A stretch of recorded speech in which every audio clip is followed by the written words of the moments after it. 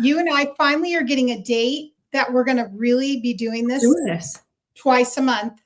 It's in the calendar. 2005. I love it. Okay, let me get in the comments so I can see. Hello. Oh, we got friends here. Northeast Indiana. We love that. Hello, hello. Love it. Love it. Well, I'm excited. I'm excited. So excited, Lorenda. I know. So excited we're doing this together and for everybody and working with spirits. So exciting. I know. We should tell people why we came up with this and how, first of all, that we're like besties. Oh, I know. We love each other. We love each other. And I've been out to see you. Why don't you start? You start. I mean, and then, I can't wait. And then I'm coming out there to see you. I got to get my tickets. I'm so excited. I'm so glad we're doing that. Oh my goodness. I know. Labor Day weekend. It's going to be we're going to literally make Indiana explode. It might. It might. Or they'll burn us at the stake. One of the two. Well, probably both. That can happen. They're like, oh, the witch trial's back. Oh, yeah. Although it will be doing the trance mediumship workshop with at Camp Chester. I know. So we'll have people. They'll have our back. We will absolutely. Oh my gosh. So yeah, we're excited. I'm Lorenda. This is Carrie.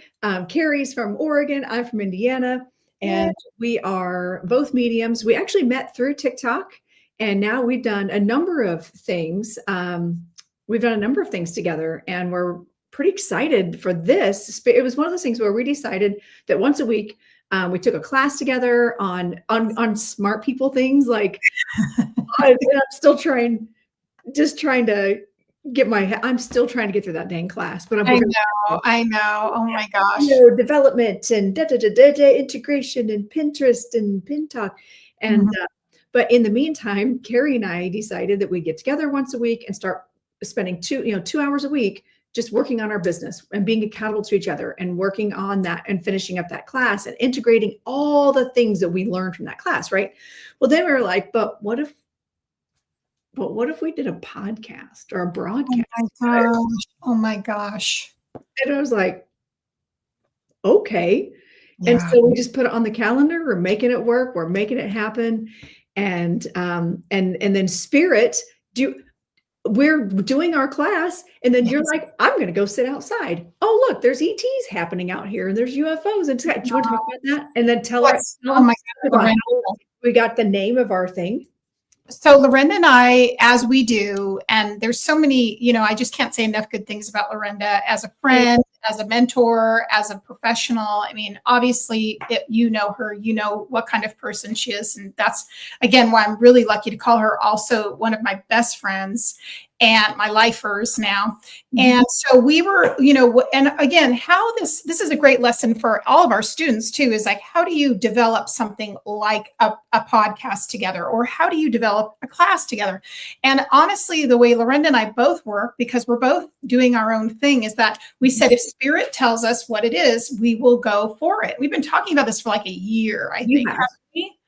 And we knew, especially last October when we worked together, I almost said doing stand-up. I almost said stand up.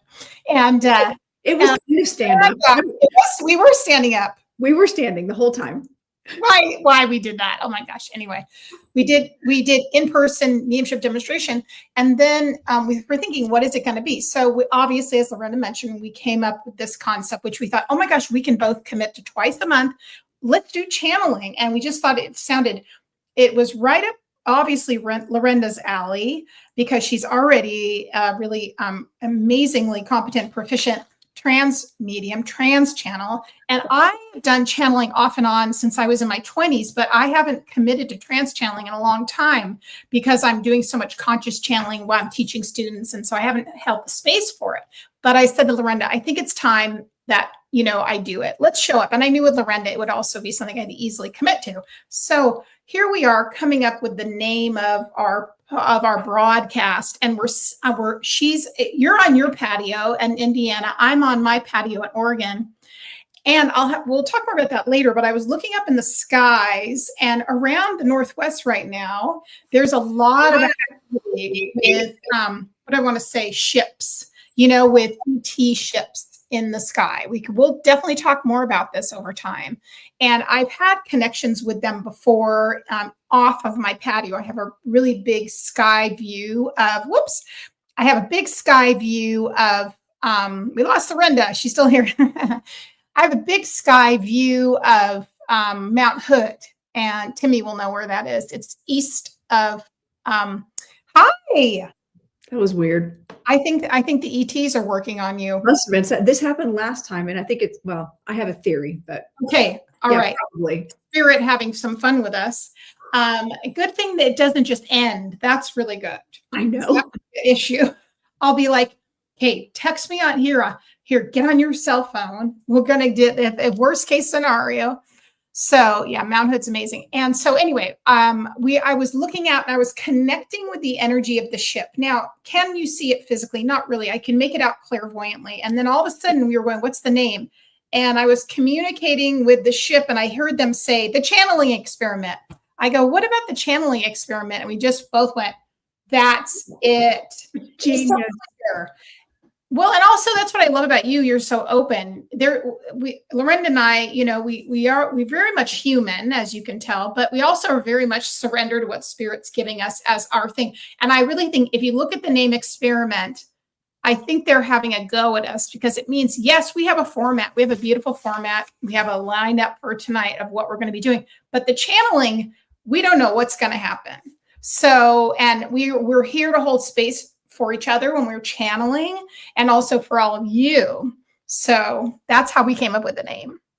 It wasn't that crazy too, because I was like, because also, I know me, like, well, both of us, if something doesn't land well, we're like, I mean, appreciate the suggestion. However, we should revisit. But it just kind of both of us good, but actually, I'm more like them. No, that's dumb. Especially if it comes out of my mouth and I don't like it. I'm like, I guess first one. Oh, I don't like that color. I don't like that thing. I don't know what's happening. Yeah, absolutely. That's so true, Lorenda. So anyway, so the experiment part will be interesting. And we like that aspect as it as well, because we do feel like we are co-creating this with Spirit, aren't we, Lorenda? We do. We really do. And the big thing that you have to understand with channeling and mediumship and spiritual work also is, like, Carrie and I work with our guides, we work with entities, we work with deities, we work with Spirit to make this happen. We don't just walk around going, I do this on my own. I don't need Spirit. Right. No, we utilize tools. And with that comes trust. Huge. You and I have been working with our guides long enough with our own mentor. Like, you and I still have mentors. Like we utilize mentors that push us and push our boundaries and push our comfort level. And we've learned to not just utilize our guides, utilize our team. I call it my Spirit team, but trust them. So when they all of a sudden, when you were like, hey, for the next every other week, for the next, I don't know, 6 months, are you free? I'm like, I doubt it, but also I am. Oddly, how many days a month? Okay.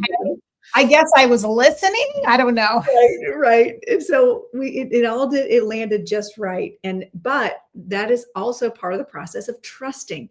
And if you are going to, and especially doing trance, there's a lot of fear around trance mediumship and trance channeling. With channeled writing or inspirational speaking, there's a little more control with that as channelers, as the human, right? But with trance channeling or trance mediumship, you're allowing a spirit to come in and take over your body and speak through you. Mm-hmm. Your conscious mind has to be like, peace out, right? And be okay with whatever's coming out of your face. You have to be okay with whatever. You have to trust that your guides and your team. Lily's my bouncer. She's all sweet and nice. Except she's a bouncer. She's not going to let any like lower level entities. She's not going to let unsavory, unwelcome spirits into my body. She's not going to let, if I'm doing work for a sitter, she's not going to let someone's loved one come in that they don't want to come in. She's going to work with that person's spirit team to be like, all right, what's your list? Oh, yeah, you don't get to come in. So but requires 10,000% trust on the medium with your team. And I know you trust your team without. Yeah. So when you said, hey, let's do this cool thing, and we're going to call it the channeling experiment. We're like, okay. I know. We just had to say, okay, there's a trust that we have.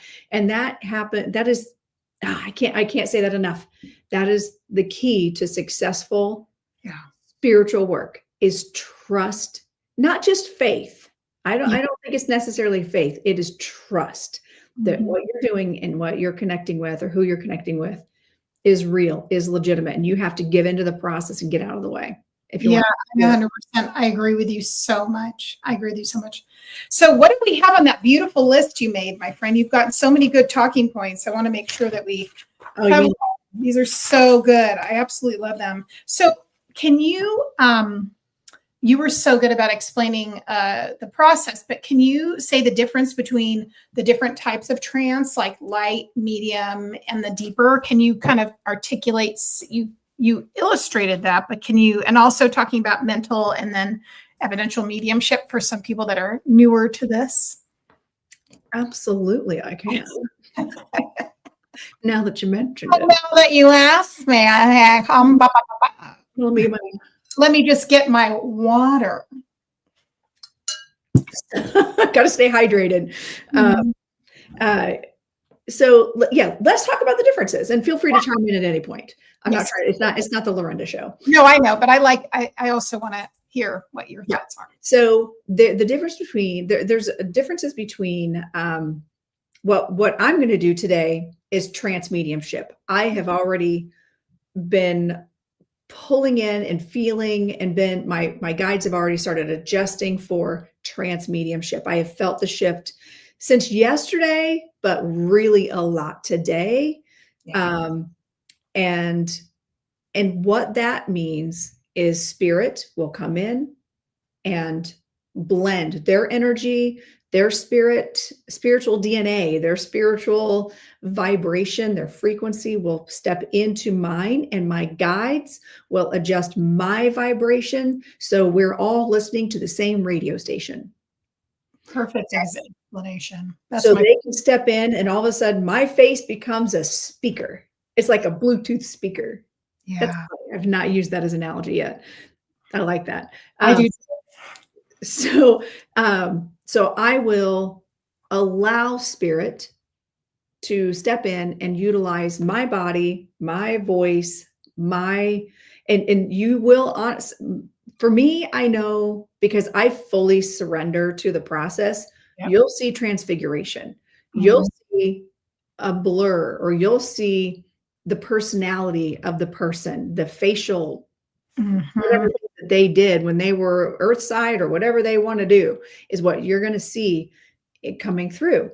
Now, a lot of people will talk about channeling information, right? There's a difference between trance, a form of channeling, mediumship, and channeled messages. Yes. Now, when I think of channeled messages, if I'm giving a visual to it, trance is full body immersion. Exactly. Channeling is like there's a tube that comes in. Yeah. A bank tube. Yep. And the information comes in and out your face. Or if you're doing channeled writing, you're giving, or channeled art. There are people that do channeled art. There are people that do channeled music. There are people that do, it comes in and you are inspired to speak, write, create, or do something along those lines. And you allow that information to flow into existence, but it's still, it's only coming into how I see is into your mind. I like it. I liken it too. I love that, like telepathy, because I always feel like when I'm blending, and that's why usually I'm most of the time, because I'm teaching and I'm talking to people and explaining it like we know we do. Why I do most of that, because I'm telepathing to them. They're giving me the information. It's blending into my awareness. Like often when we do mediumship, it's similar to that. And we're kind of like, got it. Okay, that's what they said. It's like telephone. It's a little bit like that, you know? Yeah. And And that is just a different state of consciousness. Like you still have to have your vibration in a receiving mode, and you have to trust whatever's coming through. And you know, a good example too is I know this happens to you too all the time. You might be doing a reading, like just a mediumship reading, where you're getting the information and you're interpreting, you're saying the things. Then all of a sudden, spirit's just like, you're just saying things and you're like, that's not my thought. Oh yeah. And then you're like, that wasn't for me. That was not me. And you have to tell people that, like, that what your grandmother just spoke through me. That 100%. That was them saying this message, but utilizing my thoughts, my words, and then my mouth, but not the same as engaging fully and blending with the energy. They're just utilizing my train of thought and getting it to come out of my face. Yes, exactly. I was like, the funniest one happened to me last week. I did a mediumship reading for this woman, and her wife had passed, and I was doing that.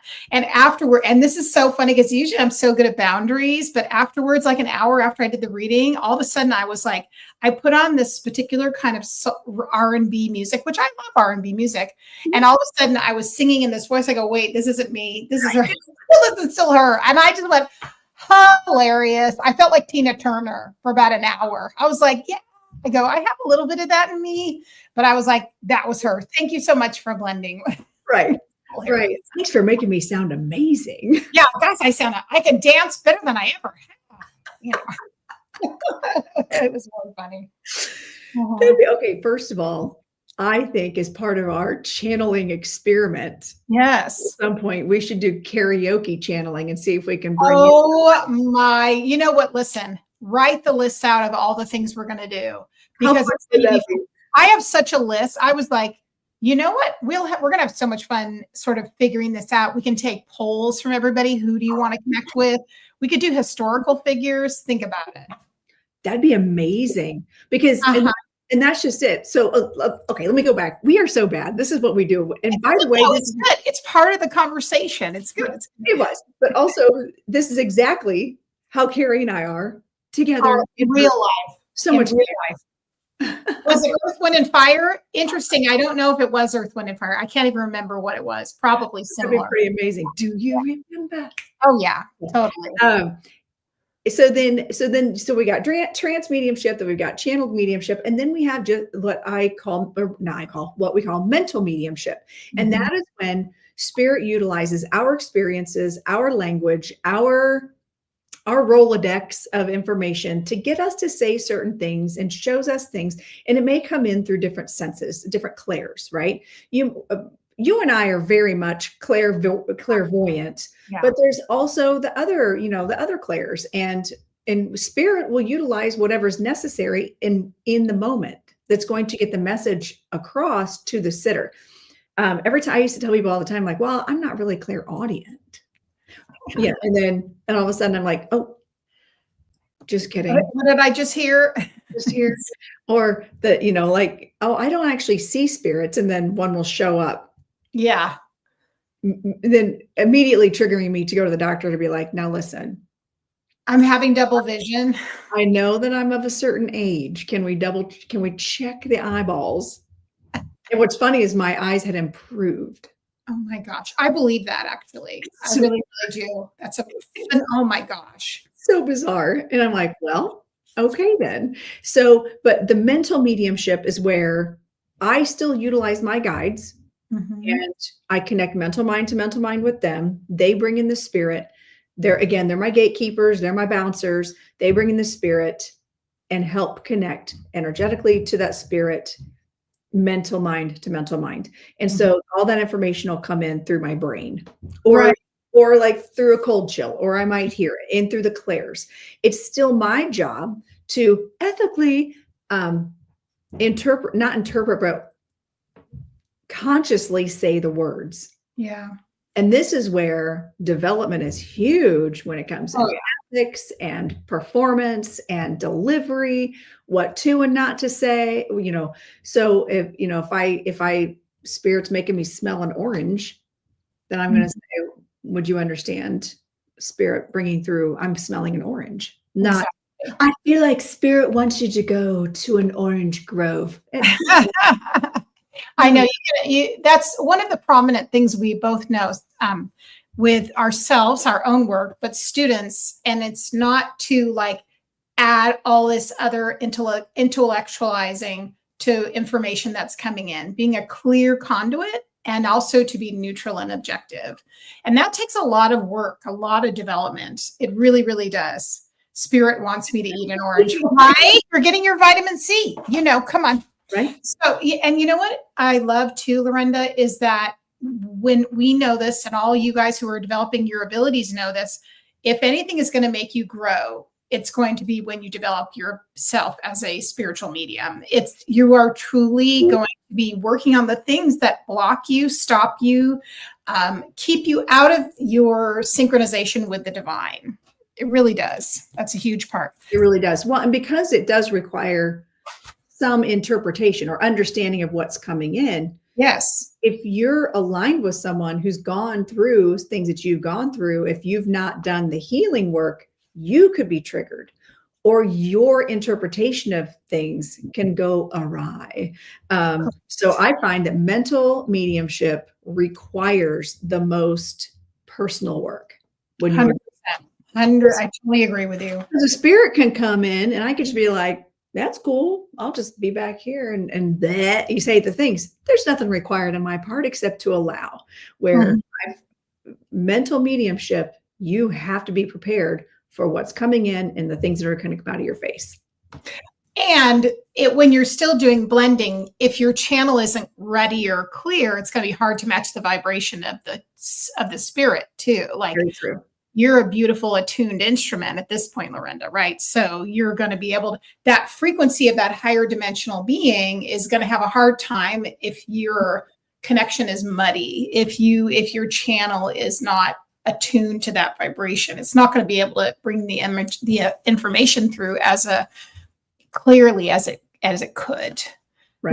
Which is why, when you're starting your journey of doing this type of channeling, some people are very natural at it. I will say we both know this from our students, and some people can just go with it. And then a lot of people, it takes them several years to be able to really get comfortable with, like Lorenda said, the letting go and bringing it through, get through.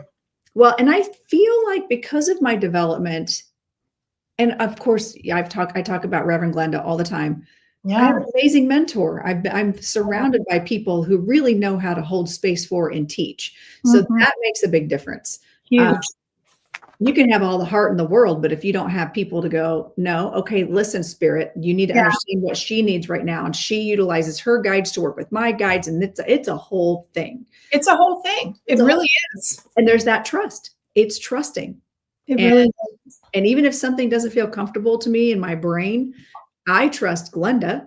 I trust my guides. So I just allow it to happen and we just go along for the ride. And that I find has been the most beneficial. Now, and I've seen you do all three. You and I have done all three types, the mental mediumship, the channeling, and the trance. What would you say would be this is a question that Reverend Glenda asks of all of her students. Yeah. Are you a natural trance or mental medium? That's a really good question. Oh my gosh. And you know what? When you said that the first time, I thought about it, and I would say probably trance. And the reason I say that is because it is so natural for me to be able to blend. I think that's what it really is. I think that's part of my personality. Yes. And that makes my clairvoyance go, well, you really like me, don't you? Of course I do. But at the same time, my energetic frequency is just something which is what made me a very good actor. I did acting when I was in school, so I could kind of morph into something else for whatever that reason is. But at the same time, it's funny because I resist trance a little bit too and I think the reasons I've mentioned, which is why I'm calling myself out. I have no problem calling myself out. I love it. Yeah. It's like my students always say, oh my God, why don't you do this more? And I went, because I'm teaching you all the time to do all these other things. Right. exactly. It's good, but it's good. We're holding space. This is why we're doing this. Holding space. We're holding space. So, well, okay. So let's talk about when we're doing, when we're preparing for trance. Yep. Okay. Let's talk about what are the things that we do. So I want to hear what you do. How do you prepare for trance? Well, you know me is that so if I have anything that I know I'm going to be doing that kind of trance work the day of, I'm not going to have a lot of busy mental work, just me. Like I'm not going to be running around doing a lot of other errands, chores, things like that. I'm going to be grounding myself. I'm just going to be keeping myself fluid and open. I might even go for a walk. I might just really do everything that kind of keeps me grounded in my energy. So I'm connected body, mind, spirit. And the biggest thing is that I stay in the moment and I stay open and pliable. That's what I do. And then like you and I were talking about beforehand, I mean, I'm a meditator. Like I've meditated, since I was 22. So if I need to, I do, but I don't think that's required because another amazing trance mediumship teacher who is English, and I'll remember her name shortly. But she said, when you do trance, you don't need to like go and meditate to that frequency because sometimes the frequency you're getting is a higher frequency. So if you're like way back here, like just, I'm going to meditate, then you're not up with the frequency, up with the energy of what it is. It's like, I think I'm going to meditate for 4 hours. So I'm really relaxed. But no. So from her, best thing I've seen all day. Sorry. So, and I'll think of her name because she's an exceptional. She was one of the ones. She channeled my mother-in-law. I just bawled my eyes out. Anyway, I'll tell you about that later. But anyway, so I've learned to now just be fluid, be in my body, be open, having had a good meal. that's not too heavy. I'm just coming a conduit. That's what I do personally. What about you? Depending on, like, I'll ask spirit, what do I need today? Yeah.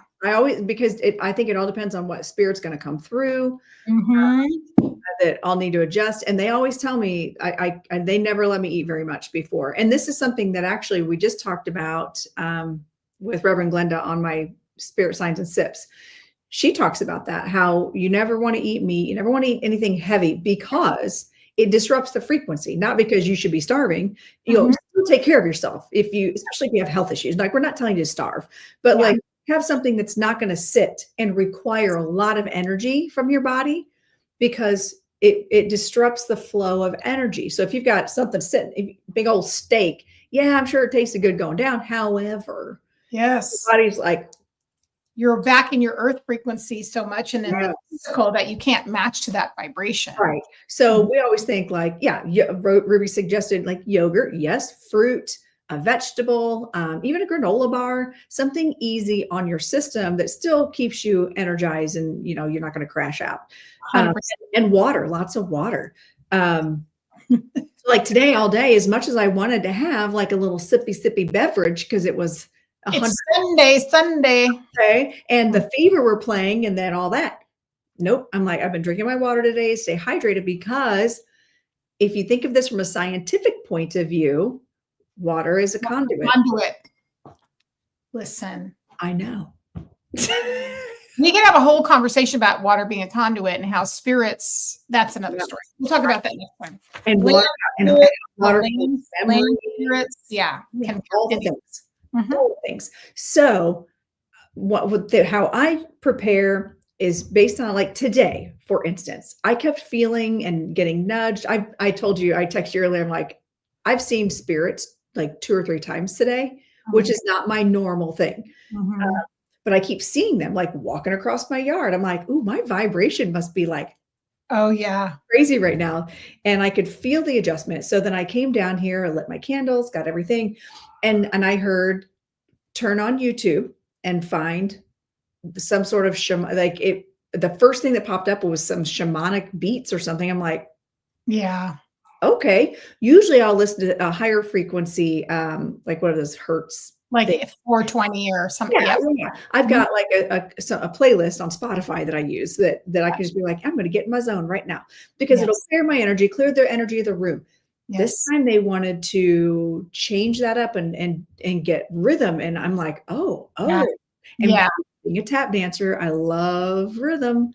And Yeah. this must be a thing. This must be very relevant to whoever I'm bringing in today. Exactly. So I allow that whatever information wants to start coming in, they can identify themselves if they would like, or if they want to make it a big surprise. I like it when it's a surprise, because then I don't have a chance to go, is that an actual entity? I know. That's known. And you're like Google search for spirits. Right. And then I'm like, does anybody know who that is? So I'm really curious to see who this is that's coming through. And so I allow not the blending that you'll see happen in real time, right? Yeah. You'll see the blending happen. But as far as like, I don't do some weird dance around the room around, like there's no salt flinging and sacrificing small animals. I don't know. Salt flinging. I can just see you. Are we ready, everybody here? What's do you want? Or the rattles? Right. So now, does that mean that I think less of people who have actual rituals, like with their salt, with their absolutely not. You have to do what you have to do. Whatever gets you prepared. And well, you never know. Yeah, I am a pagan. I wouldn't be out of the box. I know. Well, in Outlander, remember in Outlander how Galus was like, I think I'll take everything. Yes, I'm a priestess. Ooh. Yep. Ooh, that's a whole other conversation. Dive that one. And so my, I don't judge others for having their rituals, because it takes whatever it takes to get you rooted and open and prepared and in that trusting space. That's what you do. Yes. So everyone has different things. And you know what? I could very well just be out in the wild doing my thing, and I don't have to do any weird things. I could just be sit quiet and be like, hey, Lily, you want to bring somebody through? 100%. Blend in. And I can do that. Now, am I going to do that? Probably not. Right. Because you'd want to be with someone who was there to help anchor and help you navigate. And that's why Lorenda and I are here together with each other and holding down the frequency and supporting. Yep. We call that the battery power. We're being the battery. Being the battery. Sharing the energy and keeping the energy connected. So it's very important in this work. So what questions I want to see if anybody has questions. Like we got like Ruby's like all interactive. I love it. If you have any questions, please ask. We want to know, because we are going to be doing a demonstration of I know I'm going to be doing trance. I don't know. Do you know what you're going to do? I think I am doing trance. They've been telling me that. Oh my Lordy be. Yes, it'll be good. I'm really excited about it, actually. And I couldn't see who was coming in. I think they did that to me on purpose. There's like 3 or 4. I was like, you guys work it out. Okay. And my guide's name is Fielding. Okay. My English gent. So he's like, I am figuring it out for you. I go, I know you are. So I'm not worried about it. It could be anything. It could be anyone, anything. I just have no idea. For me, they're doing that on purpose. And I just like to be very clear, because this is something for me that they didn't have to drag me to do this. I was ready, but I'm also like, okay, if you want me to do this, we're anchoring it in. So just a note while we're waiting for a couple of questions, but one of my guides is an interdimensional being, a higher dimensional being, and I've channeled her before with my class, and there's you can, like Lorenda said, there's a distinct difference between she and I. She's really intellectual, very academic. She's very technical. She's like, oh, she is a scientist. And so, that's a little different than my personality. It's not far off the strain of what's in my consciousness, but it's fascinating. So she's hasn't come through in a while. So I have a lot of people, I have a lot of spirits, that we'll see who comes through. Who comes through. Well, and a lot of times when I do trance, a lot of times Lily will come through and speak first. I know. And I love her. And she loves me. Lily loves me. She loves you. So does Dr. Mike. He's just not as verbal about it. Yes, exactly. Yeah. Our guys came to me a week ago and were like, can you pass Lorenda a message? I was like, sure. I'm going to see her for coffee tomorrow. You did.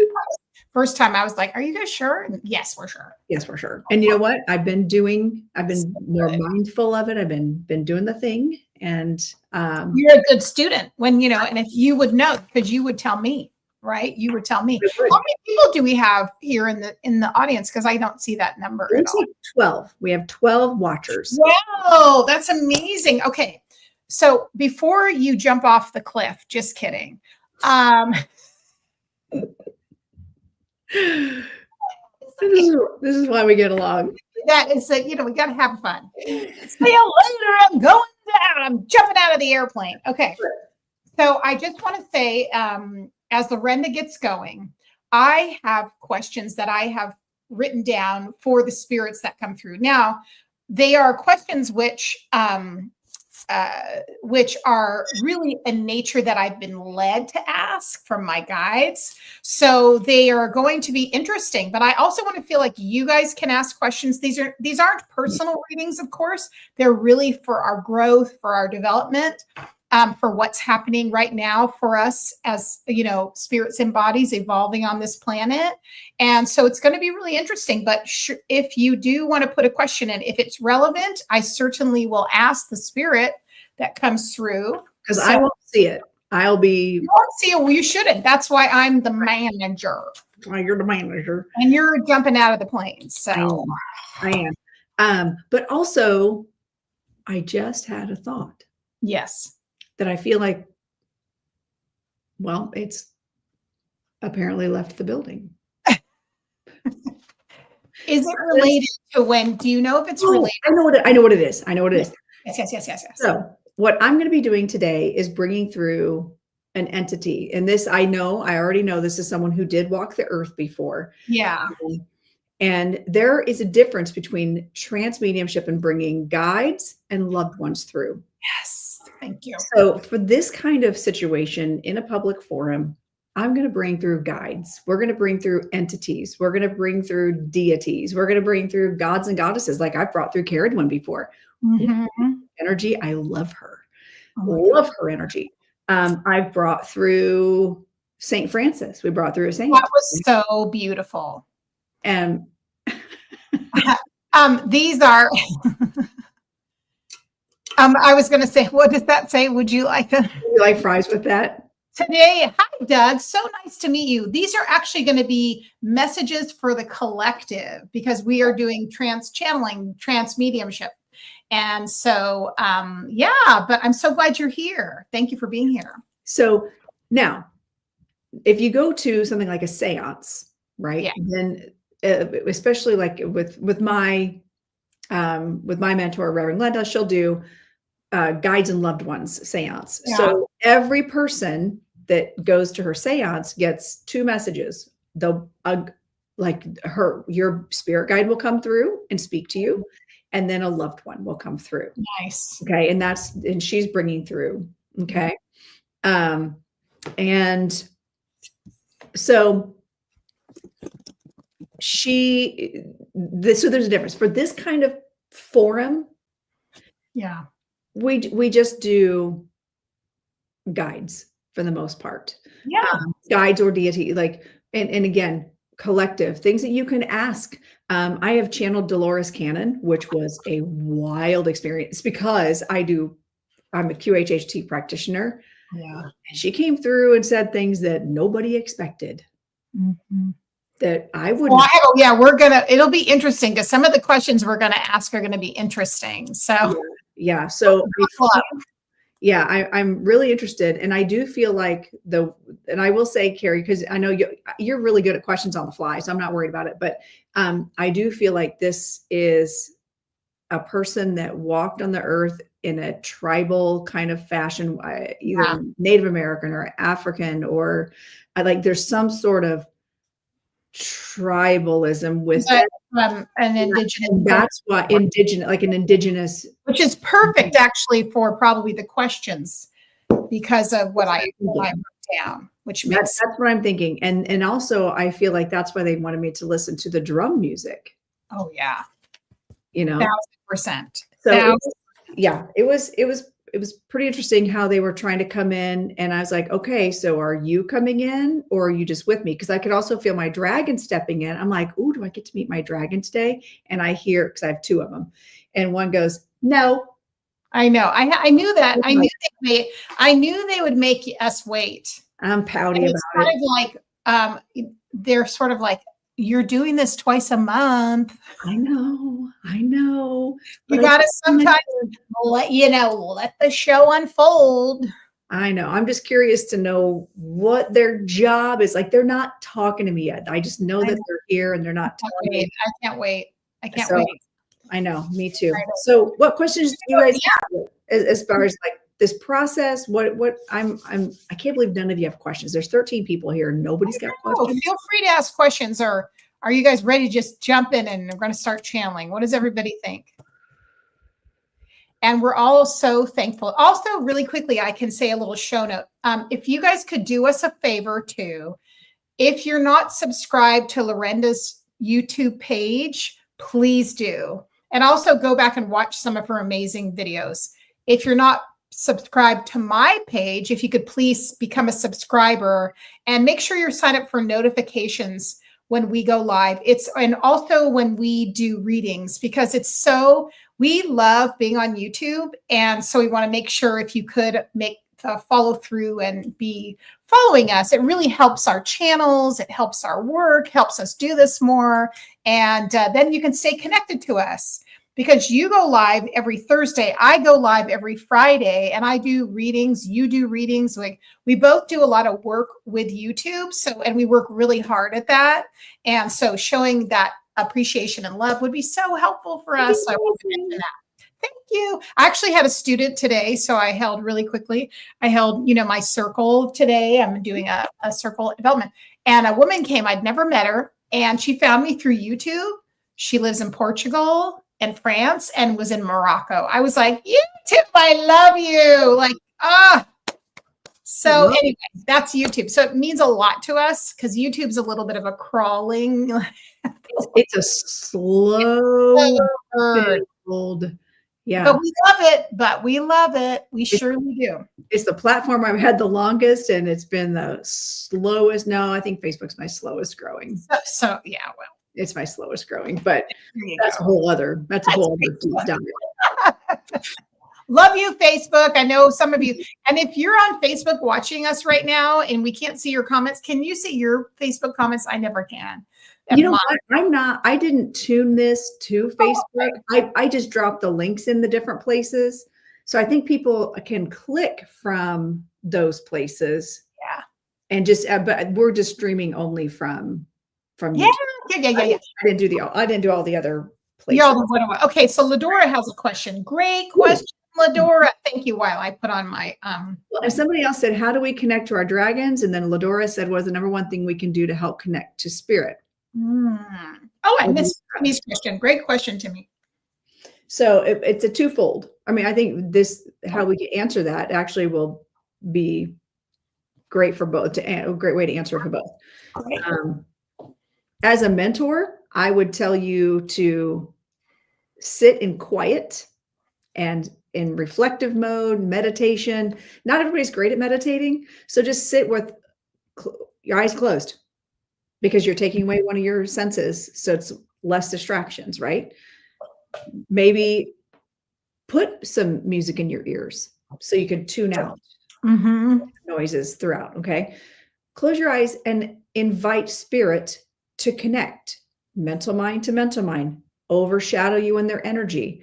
And ask them to let you feel their vibration in your hands or in your feet or in your forehead and pay attention. That you just have to spend time cutting out a couple of your senses so they have an opportunity to come in. Yeah. And do what they do. So that's usually how I tell people, just get yourself settled in, visualize roots going from your rear end all the way to the ground, crown chakra opening, protective energy.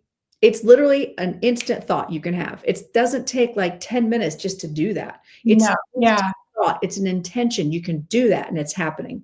And then just ask them to come in. Maybe do some breathing. I have a breathing exercise that I learned in my class, is that breathe in for 6 counts, hold it for 8, and blow out for 10. Just to regulate your breathing. Yeah. Just to regulate the breathing. And also when you do that, by you counting, you're not paying attention to anything else going on except your breath. Yeah. So it's just more of just like, how can you distract yourself from the outside world to center yourself and then invite spirit in? So that's really, so that would work for your dragons, because I feel my dragons. They're just not talking yet. I mean, yeah. That's not true. I hear them.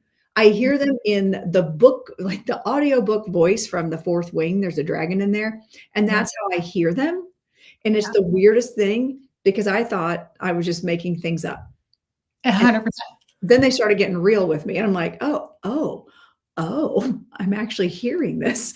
Okay, just kidding. And they're like, and no, we don't sound like that, but we're meeting you where you are. And I was going to say that one thing I love that so much, Lorenda. That was a beautiful description. The thing about it too, remember, it is absolutely natural for you to connect with these deities and entities and beings. Remind yourself that this is a natural act. And then by, like Lorenda said, relaxing and calming and doing as much as you can to be able to make your aura really soft and pliable and open, so that you're not coming forth with rigidity or expectation, which tends to block the signals. And then really everything you're getting as a little prompt, just trust it and be open and allow your critical thinking mind to sort of sit next to you and take a smoke break. Sorry. Just say, listen, I know you really want to know what's going on right now. I get it. You're excited like I am. But right now, I just want you to relax. And let's just say that everything I'm getting is really true. But I love the idea of closing your eyes. When I was trained, my mentor had us always closing our eyes. That's how we always did it, which was so helpful. And I still go sometimes clairvoyantly when I'm getting tons of information. And I also want you to say, believe whatever you're getting. Like, that's the thing. You have to be a lot of just believing it, right? Yes. We are recording these. Yes. These are really great questions. Oh, Michael asked about automatic writing. Do you want to talk about that? I love automatic writing. While you talk about that, I'm going to go ahead and get my vibration set up. You know what? I'm here for you. You just do whatever you do. You're here, and I'm all ready. So, for me, Michael, I think the fundamental thing about automatic writing is that a couple things. It's all the little steps we've both been talking about, but it's really that you want to give yourself time to have the experience. So set aside a half an hour. Okay, don't feel like you have to rush. And I already know Michael's a writer already, but you want to do the same thing, right? Don't want to have any distractions. You want to center yourself. You want to maybe get that. I like binaural beats because there's no lyrics to the music and it automatically gets your frequency in there. And then what you want to do is invite in whoever you're wanting to channel. Maybe it's your guide, maybe it's your ancestor. And then you just invite them to write through you. And the main thing is you just want to start allowing your hand to go. Don't analyze what you're writing. Don't try and depict it. Just let it start flowing. And what's going to happen, you can just say, what do I need to know? What do you want to share with me? You're not having an expectation. That's a big thing of it. And then you're just allowing it to flow, right? So those things, you'll be on your way because you're already a writer. So you're probably channeling already, automatic writing. Yeah, I would agree. Like that, he's probably already doing it. Yeah, he already is. Yeah. He's one of my, yeah. And you can do the same, all the same preparation. Yeah. All the same. All the same. All yep. the same. All right. How you doing? I think I'm about there again. I almost channeled her before we ever started. Like, and she's a she. It's a she. I was going to say, oh, I'm excited. I can't wait to talk to her. I got questions. All right. All right, let's. I'm just going to kind of sit into this. Okay. And I'm going to let Lily come in first, so she can adjust my vibration since we've been talking. Yes. And plus, I think Lily just wants to talk to you. No, best friends. I know. I love her. Mm-hmm.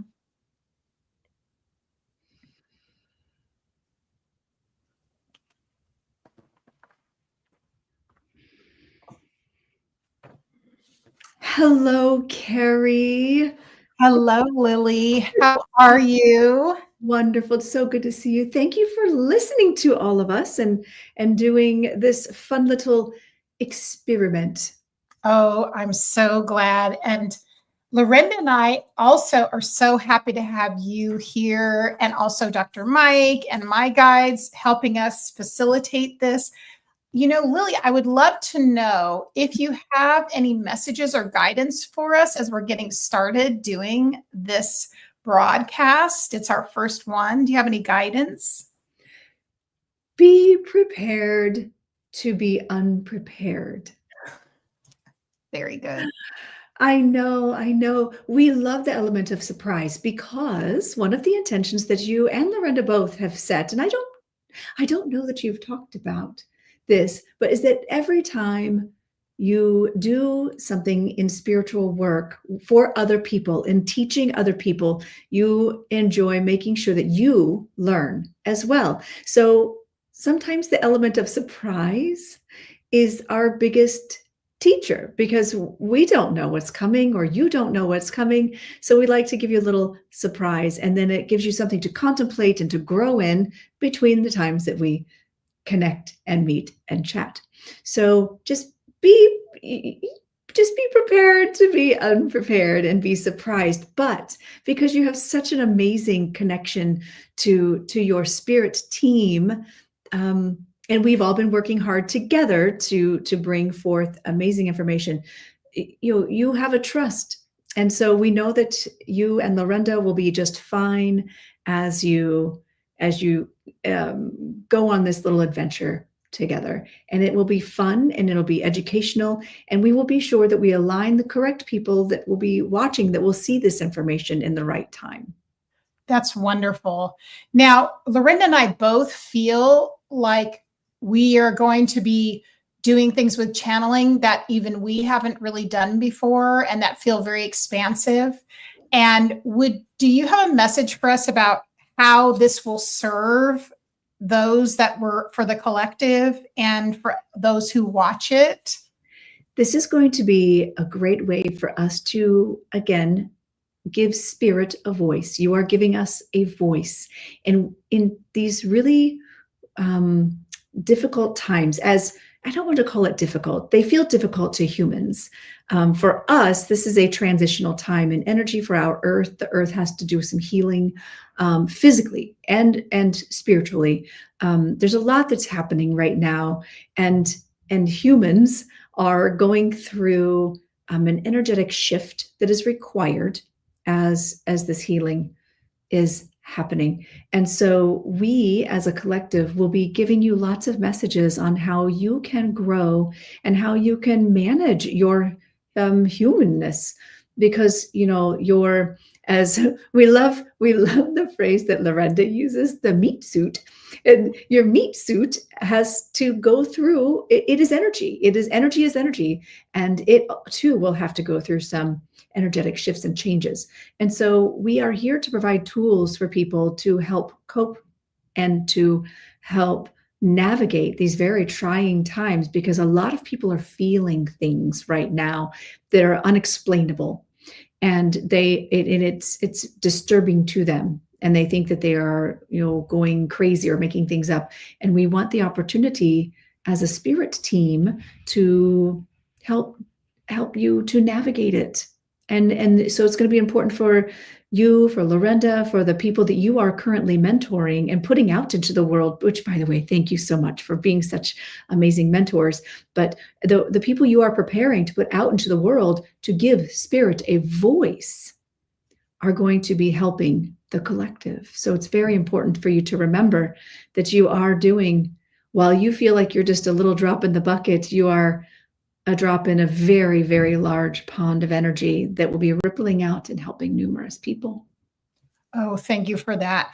And this was the first time I was very led to write down questions to ask ahead of time, which have a lot to do with, some people might see them as controversial, but the fears that a lot of people have right now as our, world is dealing with things like war and political leaders that, where their humanity is questionable. And so but it helps us to know, from the spirit world, maybe giving us guidance. Is this okay? I just want to make sure. Absolutely. And the special person that will be coming through today will be able to actually answer a lot of those questions, because believe it or not, she's the one that actually led you to write down the questions. So we're kind of excited for you to meet her. And she, by the way, was a medicine woman when she was here. Wonderful. Yes. So she is an entity that is very much interested in healing and helping the humans heal, but also helping the earth heal, and helping in our transition in this time as we go from the Piscean age into the age of Aquarius. Yes. The divine feminine flow, which is just part of our natural cycle and part of the bigger plan. And you just happen to be falling into an interesting space of this transition. So she's going to be coming in and answering a lot of these questions, and hopefully will help the people listening, help them feel better in the right time. Yes. Thank you so much, Lily. We appreciate you helping us get this ready. You are so, so welcome. Any more questions for me? Well, we have people that have other questions, and I'm not sure if you want to answer them or if you want the next guide to answer them, but they have to do with things like food, and healthy food and things with our bodies. But I wanted to see what your opinion was. If you wanted to answer those questions, or if you would like the guide. I think I would like her to answer them. We'll let her answer them, because this is more of her domain. Yes, that's what I was feeling too. It's more of her domain, and so we'll let her come in. So I am going to go ahead and step aside. Okay. And I'm going to adjust Lorenda's vibration. And for those watching, there's a couple of you in the chat that are currently learning how to do trance mediumship. We would like you to pay attention to the physical transformation and understand that it's not just me, that I actually also work with Lorenda's alchemist to balance her energy and to also bring in the next spirit to speak. So remember that there's someone in here that needs to remember. Yes. They need to connect with their alchemist. And if you're, and you too, Carrie. Yes. Thank you. Appreciate it. Thank you for allowing me to come in and speak with you. It's always a pleasure. And keep in mind, remember, I have your whole team here and Lorenda's team, and we're all working together. And everyone that's in the chat, your teams are here as well. We work with everyone, that your spirit team, so you can learn right along in the right time. So thank you. I'm going to step aside, and we're going to let our next spirit come in. Thank you.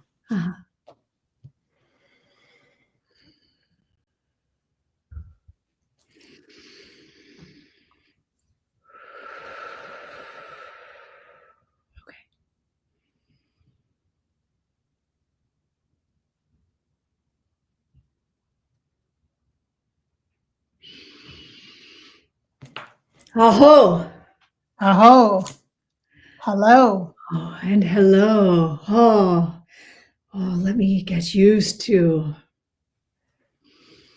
this connection.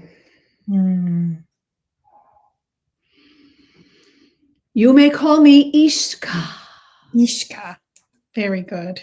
I am what you would in your language call a medicine woman, is what Lily referred to me as. In my earth walk, I did more than just medicine. Yes. We worked with the earth. We worked with the sky. We worked with spirit. We worked with a lot of fire. With fire. Yes. To divinate and to see and to understand what spirit wants us to bring here. And as you know, your medium that I am coming through is very much connected to fire. So Yes. she is a very easy conduit to come through. So thank you for allowing me to come in today. I understand there are questions. However, I would like a moment, if it's okay, Of course. to speak to all of you just on a couple of things. Please, we would love that. This is a time of healing. It is a time of healing, mind, body, and spirit for the earth.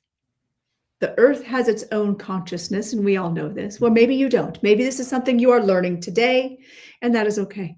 There's a consciousness to the earth, as well as other planets and other universes. There's a consciousness, and you are part of that collective consciousness. And right now, the earth is being prepared to accept and to bring forth the thoughts of humans. It is a form of manifestation. And we need more of you to be thinking along the lines of what you want, the utopian world that you would like to see, the world in which you want peace, love, charity, helping others. We want you to start putting your energy into those thoughts, because that is what is needed right now. The basic phrase, I believe, is thoughts are things. And as you bring through your thoughts, so they will be. It is important for you to remember who you were and who you are and where you want to be. See the evolution. See where you started and where you are now. And be the future. Embody the future. There's a lot of noise and destruction and distraction happening right now. We are not happy, but we expected this. The planets have been aligned for this since the beginning of time. We've known this was coming, which is why many of you have felt called to this work. You've been called to mentors. You've been called to study. You've been called to tune into your own growth and your own patterns. You've done so much of your own healing. Many of you came here with the intention of healing and disconnecting from the genetic components of the past. Energetically speaking, spiritually speaking, physically speaking. The ones you came through to become the human that you are today, you had to be part of their vibration, part of their genetic components, their physical components. And now you are being called to cleanse yourself and detach yourself from that and stand on your own. This is what you are all being called to do, which is why so many people are using the words generational healing. So it is time for you to give yourself permission to speak of these things, to step into those energies of trust, trusting your spirit team, trusting your own intuition. And when something feels uncomfortable, ask yourself, is this because I was given this untrust, or should I truly not trust it? Challenge your beliefs. Challenge what you've been told. Be mindful that you are not required to be the past. You are not dishonoring your past by becoming who you need to be to help with this healing, to usher in a new time, a necessary time.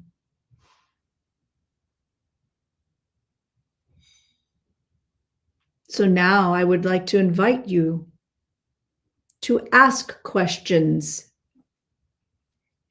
that maybe I can help answer. Very good. Thank you. So we would like to know a few things about the state of the earth, please, and the collective evolution, if we may, please, Ishka. Absolutely. So would you mind telling us what the current energetic state of the earth is? And we do have some very destructive leaders, and if you, those are two big things, and where we are right now. How can we help?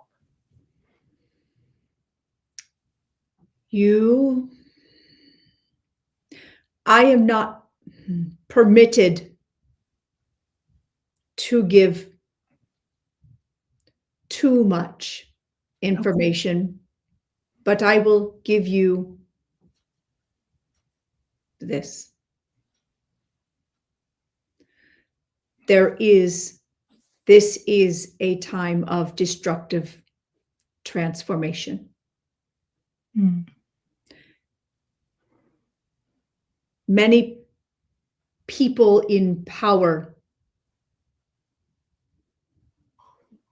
have choices to make.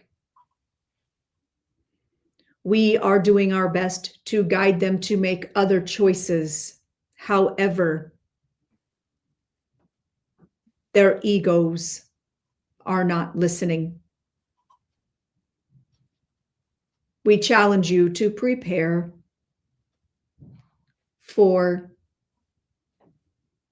many deaths, much destruction from a human standpoint, as well as the earth. The earth will still be here. This planet will be here for millennia. And it will heal. But humanity has a choice right now in the way we evolve and move forward in the energy. Yes, you should prepare for a time of destruction. There are many that will be fine. However, there will be a time where the earth will not feel well. It will feel sick. Yes. And therefore, the humans and the animals and the life that occupies the earth will be affected.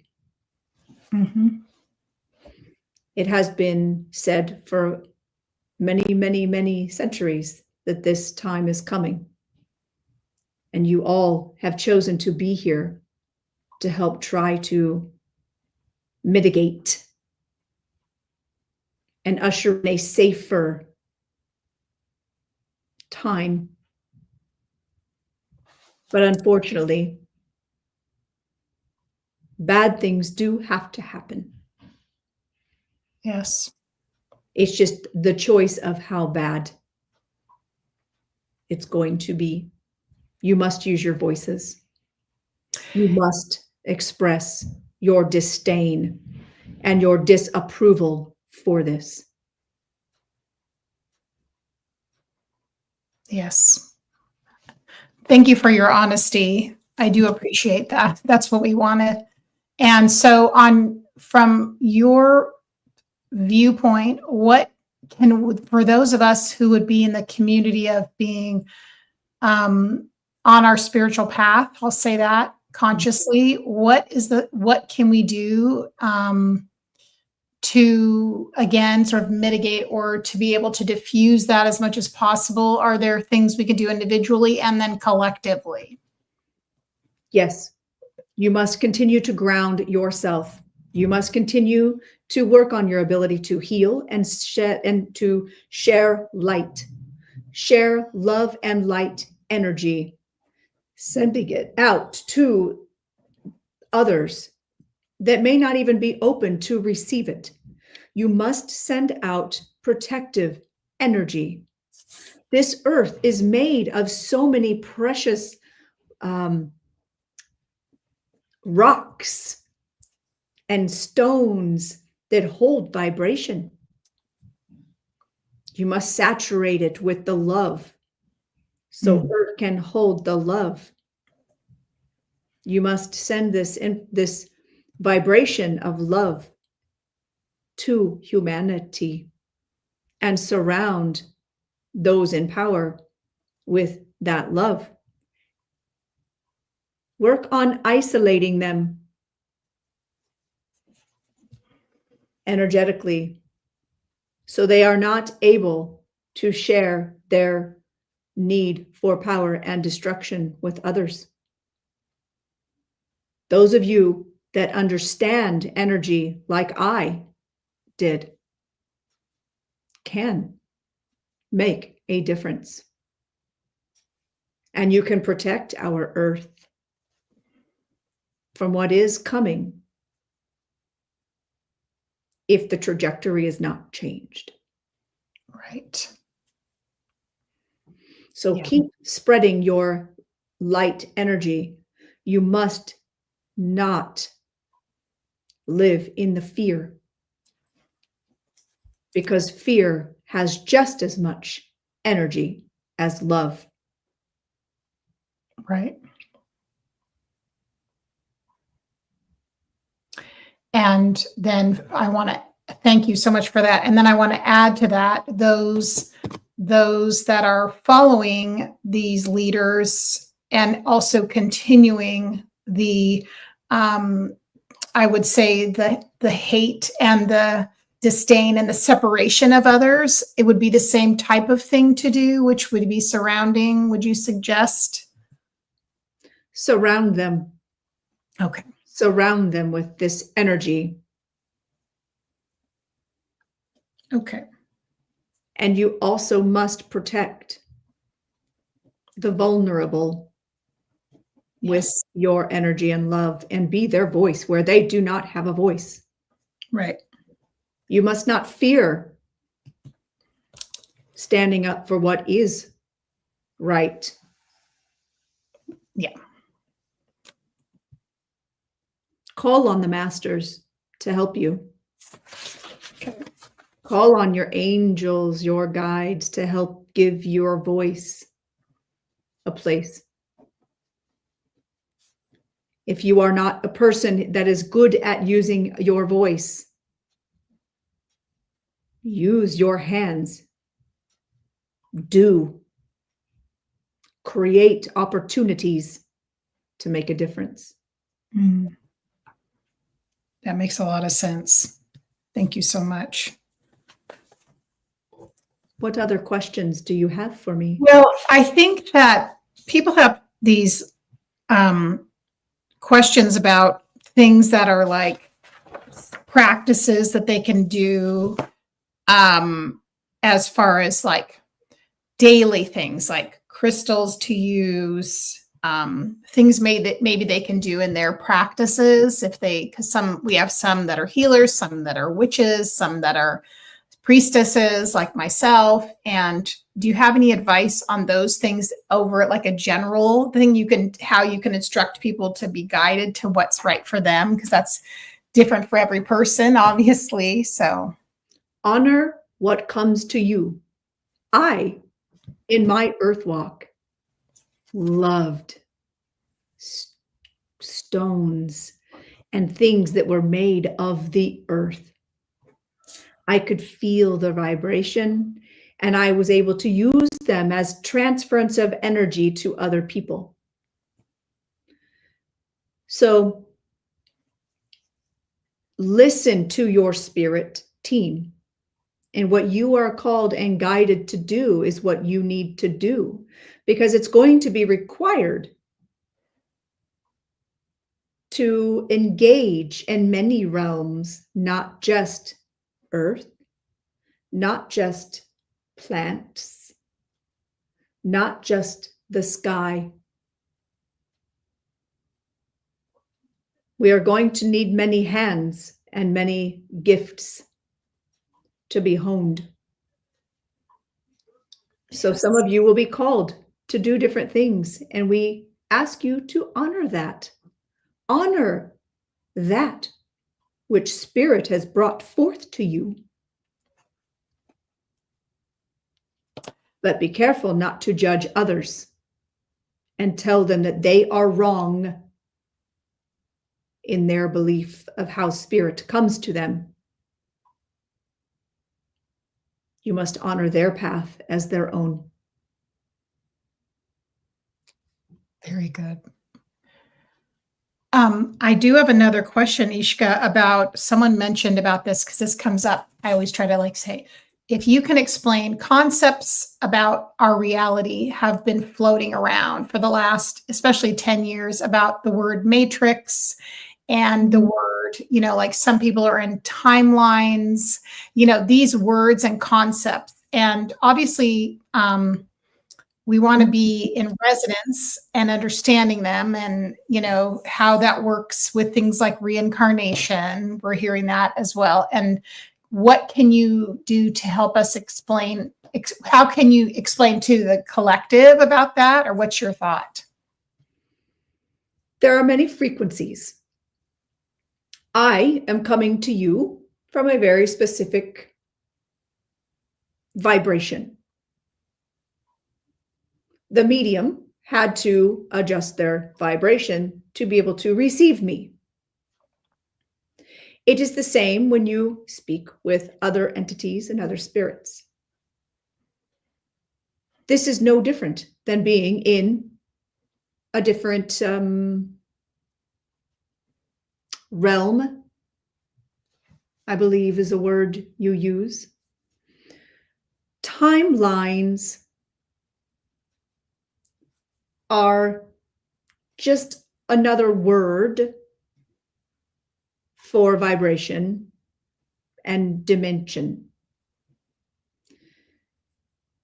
We can travel energetically to different places, but your soul chose to be here in this time, in this moment, for a specific lesson and reason.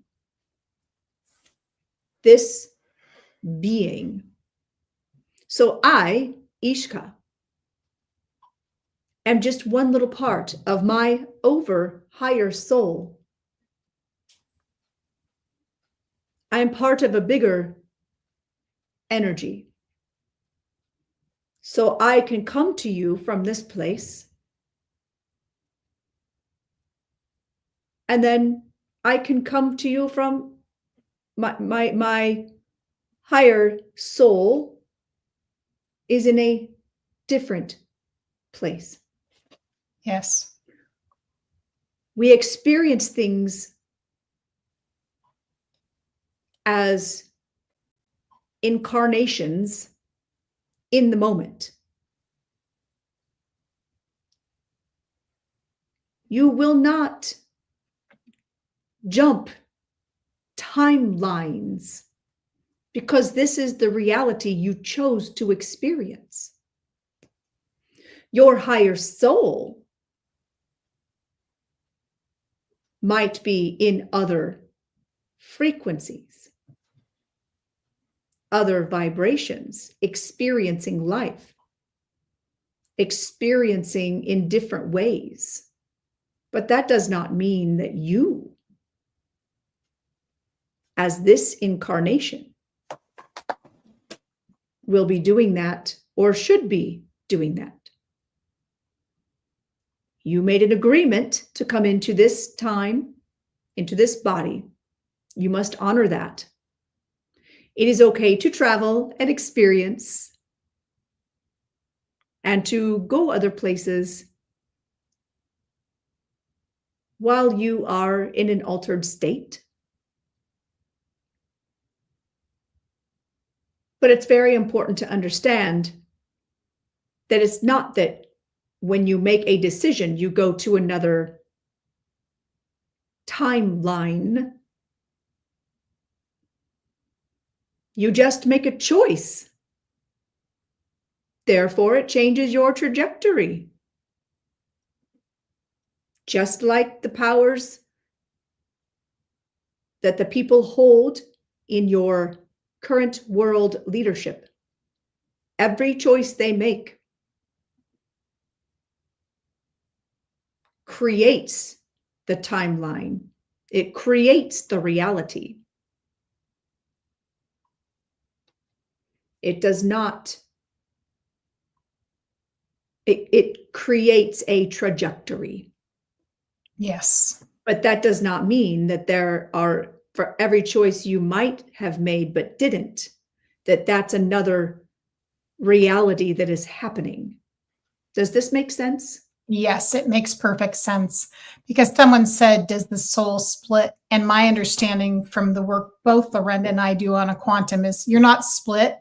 You're just, your consciousness is so large as a soul that you're having different experiences in different places, like we are here now. Do you see what I mean? Correct. Very good question, though. Very good question. Excellent question. There is a lot of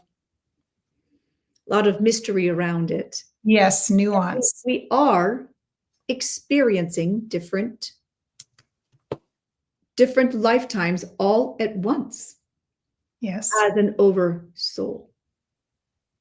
But you chose this reality, this time, for very specific reasons, and you must honor that. Correct. So I have a question, and this might lead into the channeling I'm doing later, but it's about especially a lot of the higher dimensional ET activity. And I know this has been going on for quite some time, but especially right now. Do you have anything you would like to say about that? They have always been here, as you know. Yes. They were here when I was incarnated. Yes. They are here to observe. They are also here to preserve Earth. Right. They are not here necessarily to preserve humanity. They are here to preserve Earth, the planet. They are also here to observe us. They are in many of them, if you can understand this, are here from other dimensions, traveling in the same way that you would travel in your sleep or Right. in your mindfulness and meditation. Some of them are future versions of yourself. Yes. Coming to observe and learn from your own past. Because remember, past is not past. Right. Does that answer your question? Perfectly. And it makes perfect sense to me. Thank you so much. I think you have done such an incredible job illustrating everything so well, Ishka. We appreciate you. And your name is so beautiful. And I don't know if you can tell us like where obviously you're a soul, so you've lived in probably many places, but do you have any place in particular you wanted to share where you incarnated that you're fond of? Or this incarnation as Ishka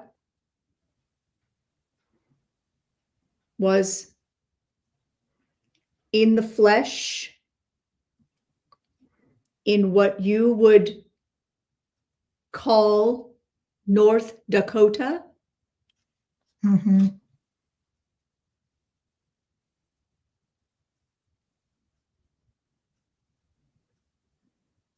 And I lived many, many, many years what you would say as 14, 17. Mm-hmm.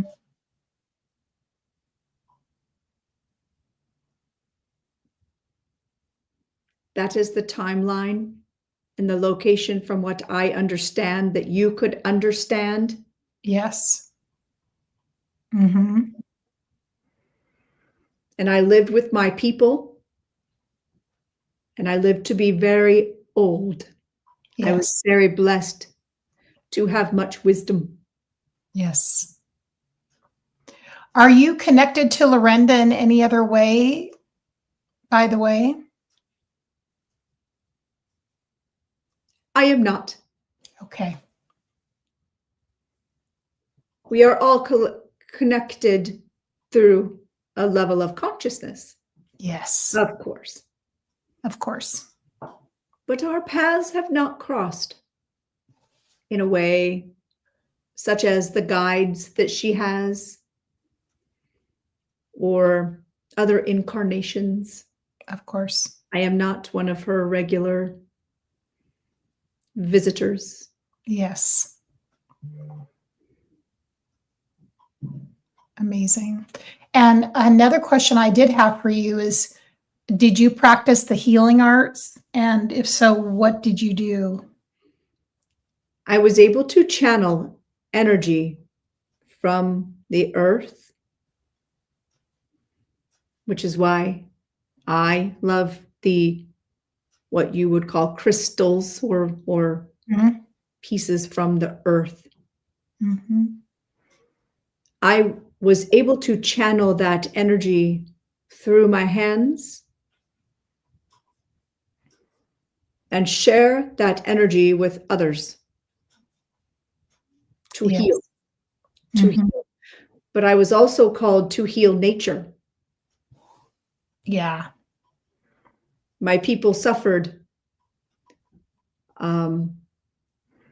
fires from the sky. Oh. And we had to move.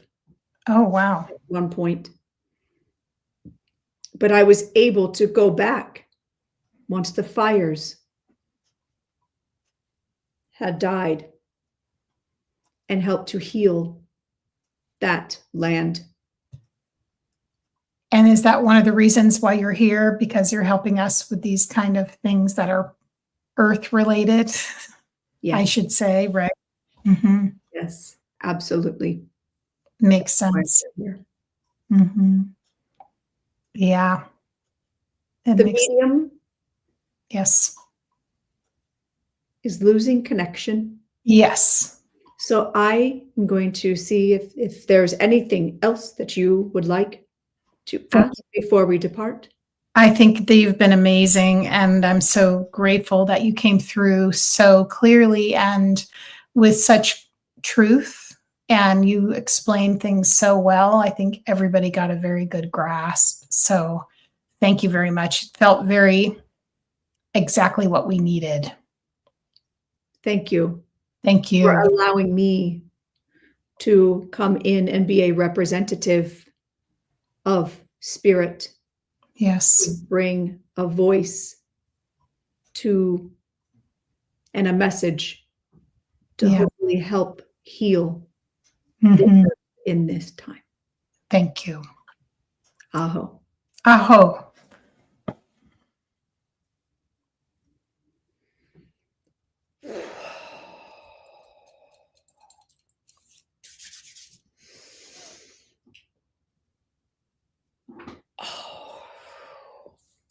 That was a big one, Lorenda. Oh my gosh, my neck is killing me. Oh, is it really? Oh, wow. Oh, that was a lot. It was a lot. And I want to say that the message that she brought through, which I'm so glad it's recorded so you can watch it later, but For sure. was a very, it was very,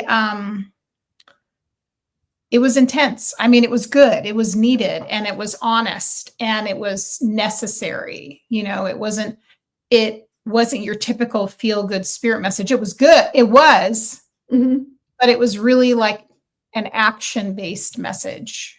Right. And so needed. And it was, yeah, I just really related to it. I'm sure everybody else did too. I think it was like, you know, real.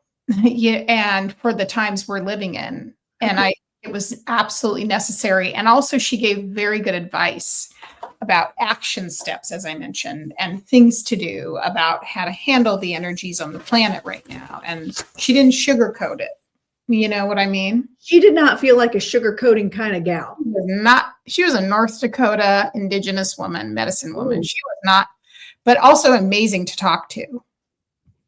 And I really appreciated her candor, and she broke things down beautifully, like complex topics, and very grateful to Spirit that she came through.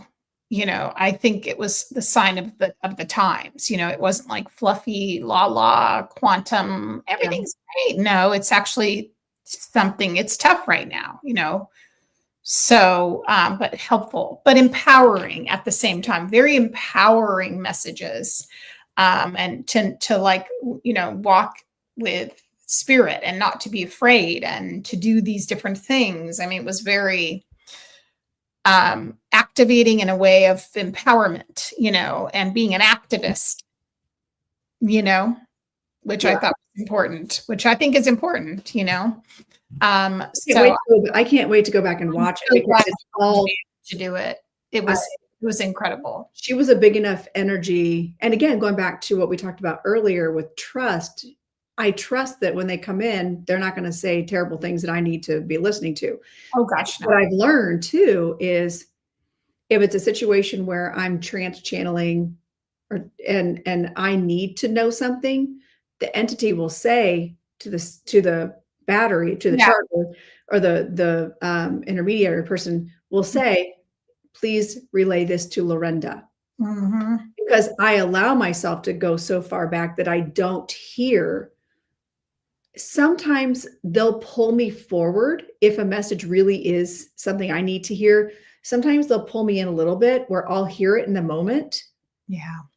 And they'll allow me to like lock it in and remember it. Yeah. But everything that I got, but like what she came in and she was like, she needed every bit of energy. She really did. And then it was interesting because the time when she said, okay, the medium needs a shift. And I was feeling that too. Cause I was like, okay, I could feel it dropping. And then I knew I was like, and that was, she occupied your space for how long? She was in your space for no idea. Like, how long have I been doing this? An hour, 40 minutes. It was intense. I mean, it was intense. And I was, but it's funny because I had like 40 questions, but she answered in one question.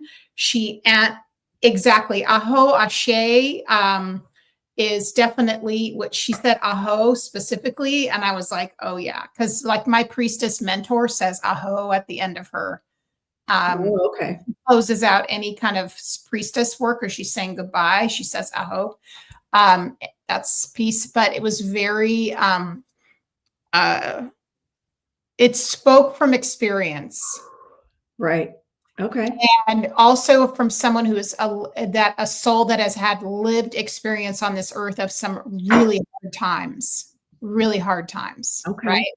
Yeah, I know. That was amazing. I'm like sitting here, like holding, I got my septarian. I'm like, I'm trying to get grounded. I know, dude. I mean, I was like, because, you know, I was like, okay, where are we going? You know what I mean? Where are we headed? And it was amazing. I mean, like, it was very easy to connect with her. It was easy to get I knew exactly what we were like working together really well. It was incredible. Awesome. So now I want to know what the people in the chat, or what you also like experienced with the transition. And Lily came through first. So we had Lily first. And with her, I'm just like, whatever, I'll let her say. Again, I don't pay attention. So, so what did you notice in the way of transfiguration or energy shift, or was there anything that happening on the screen? What did you all notice?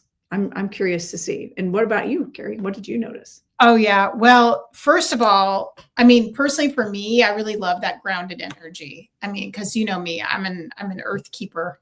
That's one of my roles on this earth, is to be very connected as a spiritual being to the earth, and solid pagan here. So I felt very comfortable with her immediately, and it was very easy to talk to her. The other thing I felt, there was one complex moment, which even I could see your human just like adjusting and then releasing. And that was one of the hardest questions asked about our world leaders. What's going to happen? What do we need to know to be prepared? And she was like straight up going, I can't say it. She literally said there will be lives lost. But that is needed. See, it's not a sugarcoat. I mean, we have so much going on the planet. We have to be grounded in our spiritual practices, but like, what do we do? But equally as so, she said, but you can change things. And then she listed them out. Really? Oh yeah.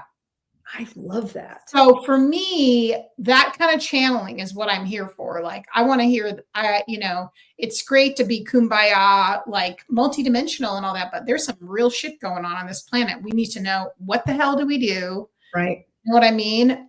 It was emotional roller coaster. It was intense. So she didn't sugarcoat it, but she also gave hope and guidance. She gave really practical advice. That's good.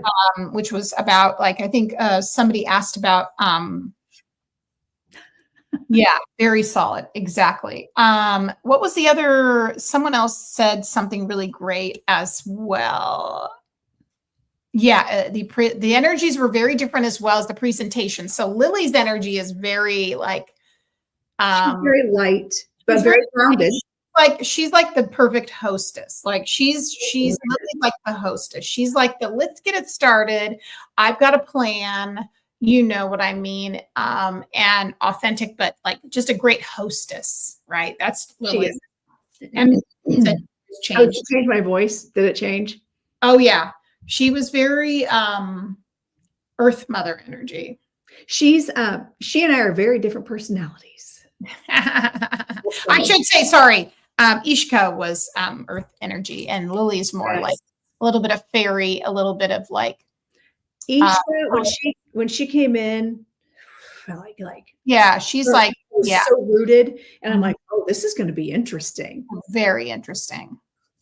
Yeah, absolutely interesting. So fascinating. But it was wonderful. I mean, it was great. Like the questions, even when I asked about the different things, it just all made sense. It was very good advice and, amazing. Right. And amazing. That's awesome. Yeah, it was beautiful. When they come through and I have no idea who or why or what the heck was going on. So they must have known your questions needed to be answered by. Oh yeah. And it needed to be like pulling up to the station and parking the car with like a Ford. There wasn't like, I'm in a Ford truck up in here, and this is what you're getting.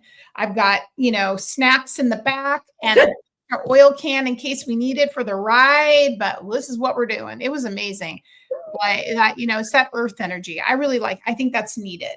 I do. I think that's super needed. So how are we feeling? So I wanted to check in. She's a stone healer. Yeah, she was a stone healer. I mean, that's she's an animist. She's a stone healer. We're actually doing collective messages here, but thank you for being here. I've been saying some people are new to us, so we're kind of getting used Right. to telling them how our format. But in Right. these situations, we are doing collective messages, and this is trance mediumship, trance channeling. So we're happy to have you here. Thank you so much. And your hand gestures, your hands when you were trance channeling were like very. You could tell she was a healer with her hands. Oh, interesting. And I can't wait for you to watch it because she was like, yes, and then this, and then it reminds me a little bit of me, like when I talk, because again, that's one of, it helps me get, make things put ether into form. You know, I'm sure you do that too. You're always like with my hands in general. Yeah, you're like this and you show that. Yeah, you and I do that all the time. This and then that, and that just made, she was like Mother Earth. Yeah, she was a lot of that because she's representing Mother Earth. So that's who she's for. She's here for that, healing the Mother Earth. So that was incredible. I mean, it was beautiful. I'm holding my garden stone. I know. And it was funny. I have to tell you when you were channeling, because I was like, I don't know if I'm the channel. We'll have to just see how the space goes with time, right? I don't want to overload. We'll see. But that one guide I have, Shira is her name, was coming in. Who is literally like a water alchemist. So I could feel her near me. All right. So are you gonna bring her in? Well, yeah, but I want to see how you feel because your neck okay? Yeah, it was just like I felt really tense, and I think it's just because it was like an elder too, and she's an elder, so she could have had that in her own. I would say it feels like she may have been. She was an elder for sure. She was I feel like my natural inclination may have been to like fight that. Which does kind of make sense, Yeah. No, I'm good. I am. You're happy. You're okay. I'll see where this goes. I'll see how it is. Oh my gosh, I'm excited because I haven't channeled her in like some time. So we'll see. It is her. I think there's a reason why she's probably here too. Which kind of makes sense, probably to help me feel relaxed with jumping back into the water, jumping off the diving board. All right, let's get going here. Let's see what we got. Let me connect with Fielding, my guide, and you can see, let me lower my thing a little so you can see my face a little better. And I'm comfortable. Let me just move myself. All right, Lorenda, I'm going to get started. Let's get started. Well, holding that energy. Thank you, babe. All right.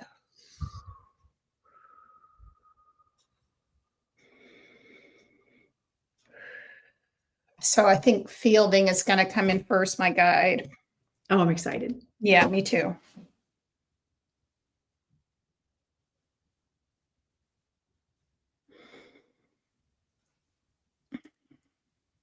We always wait patiently for our turn. This is what we have learned.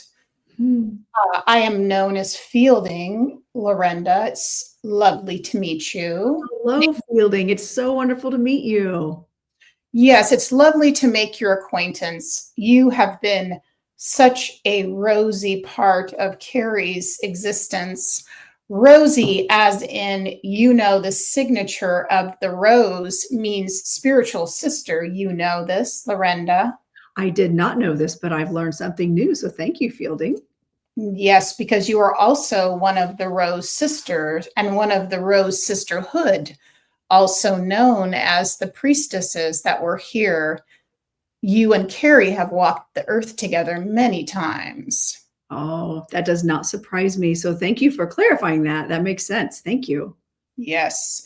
In fact, we do know of many lifetimes which you are revisiting because some of those missions were halted early when your lives were put down and under. Those happened many times to both of you. You had lives that were ended early and you could not finish your work together. Oh, well, that makes sense, actually. Yes.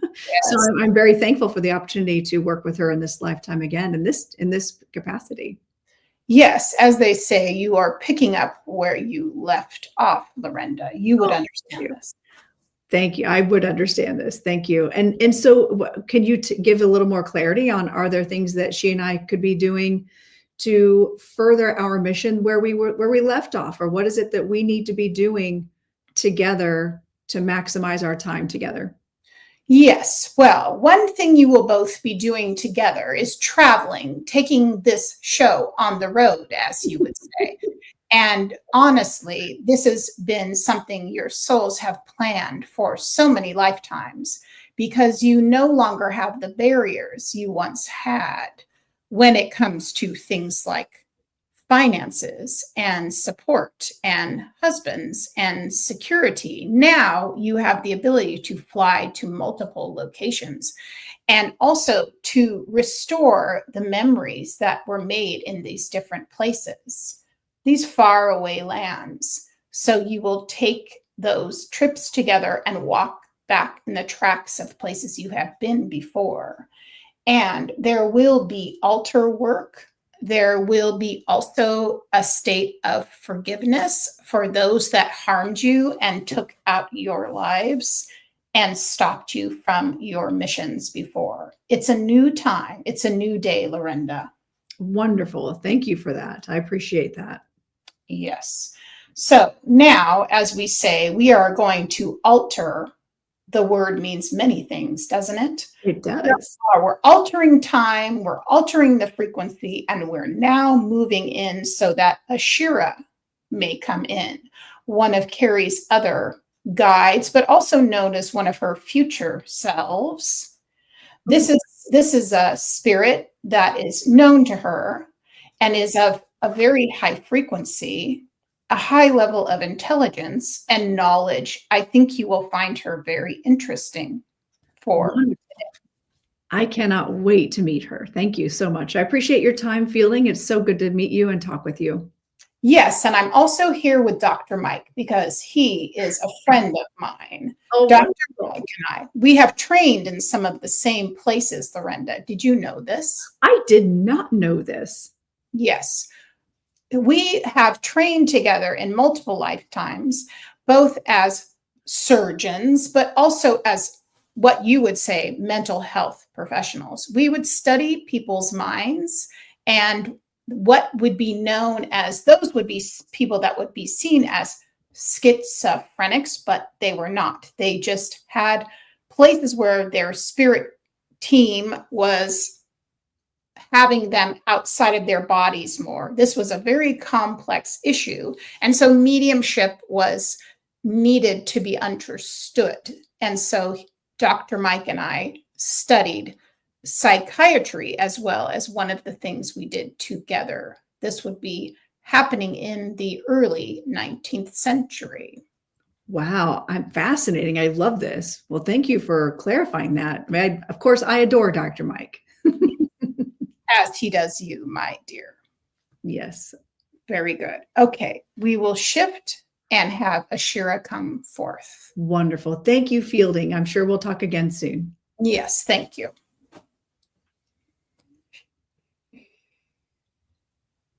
We are adjusting the frequency. We are adjusting the frequency of this experience, elevating and expanding the vibration, moving to a place of clarity. Everyone here, thank you for being here. Lorenda, thank you for hosting this event. We are very excited to come forward. There is a collective here of many spirits here to help to incur a sense of safety, protection, and protocols about how to handle the upcoming stressful things that are currently happening on the planet. Do we have your permission to share our experience, wisdom, and guidance, Lorenda?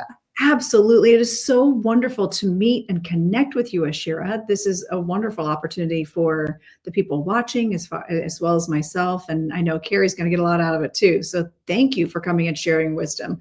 Anything you have to offer us, we're going to be accepting for sure. Thank you. I would like to speak first about some of the work that I've been doing on planet Earth over the last decade or so. As I first met Carrie consciously several years ago, I began to explain to her that many of us who are not from planet Earth came here to start studying, protecting, and helping with the energetics.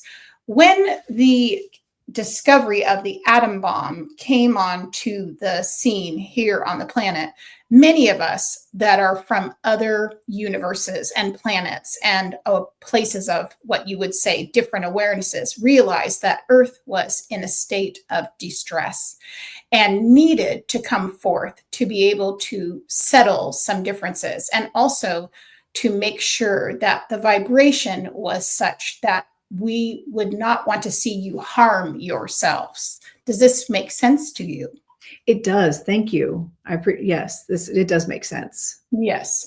And so we began doing our own field studies, as it were, meaning that each of us had a job that we were going to study the energy and the vibration on the planet and to see if there were any causes or acidic energies which were making people environmentally lose their marbles, you would say, meaning that they would be even wanting to end the lives of their very people. What would cause people to want to end the lives of other people? This is not acceptable. And we know this because where we are from, our universe is peaceful and we work together, even if we have differences. And we understand that there is an impulsiveness that happens within the human chasm, within the infrastructure of the body and the emotions of humans. And so we set about the business of trying to anchor a lighter frequency onto the planet. So we started doing samples. My job was to take water samples. And this is what Carrie knows about me, that I would be studying the land and the water systems to see if there was something that was poisonous or toxic that would cause people to go to such low degrees of harming other humans. This was my job. And so I have come back to Earth many times to try and help. We do want you to know that many of us are helping right now. We help in all types of ways. And typically you don't see us because we do not want to frighten people. We are here to help, not to harm.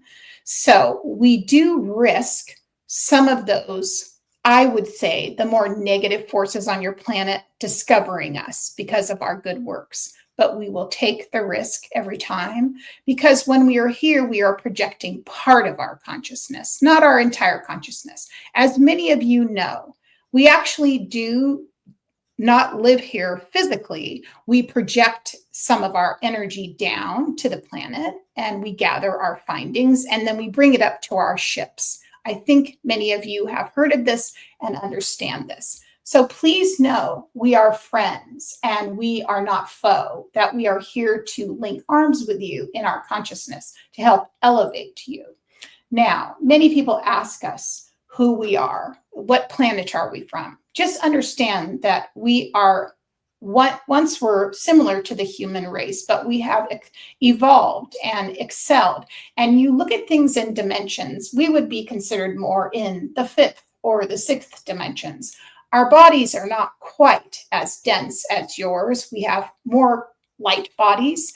And so we are a little bit more transparent. However, our consciousness is of a more attuned, harmonious vibration. So we're not as separate in our physicality as you are. Does this make sense to you, Lorenda? I think so. I believe it does. Yes. This is also fascinating. I'm just trying to take it all in. Now, yes. So you said that, you come and you take samples and you do the things and you're trying to make sure that is the Earth making us lose our marbles. Can you tell us what your findings have been? What have you learned? We would really love to share those things with you. Okay. So understand too, it's also good to understand all the different beings that have an investment in making sure that you stay safe. So we work collectively. There's not just one species. There's not just one timeline. There's not just one group who does this. We do this universally. We put out a call in our consciousness and we communicate telepathically to many different systems and beings that we know are friends. So each group has their specialty. Just like you have a specialty, say you teach people to do mediumship and dance, and Carrie teaches people to do what she does. Everyone has a specialty. So we collectively have universally gathered together and put our findings in, and we have found a lot of things. The first is that there is quite a bit of contamination that has occurred with your blood. So what this has resided from is environmental, but it's also been a toxicity of thought forms. Thought forms can affect the blood. The life blood that you have going through your body can be affected by lower vibrations and frequency. It can also be connected into metals, irons, and those toxins which you find in your environment. This is why Carrie lives on the western part of the United States, because there is more progress with understanding toxins and living as environmentally clean as possible so that she could be near the vibration and understand it from a frequency level, albeit she doesn't completely understand it because her own human consciousness does have limitations. She understands this factor. And we also have our parts, so we can continue to share with you over time what our findings are. My specialty is really to look at water systems, how is affected, how your blood is affected, and also creating a harmonizing shift in that.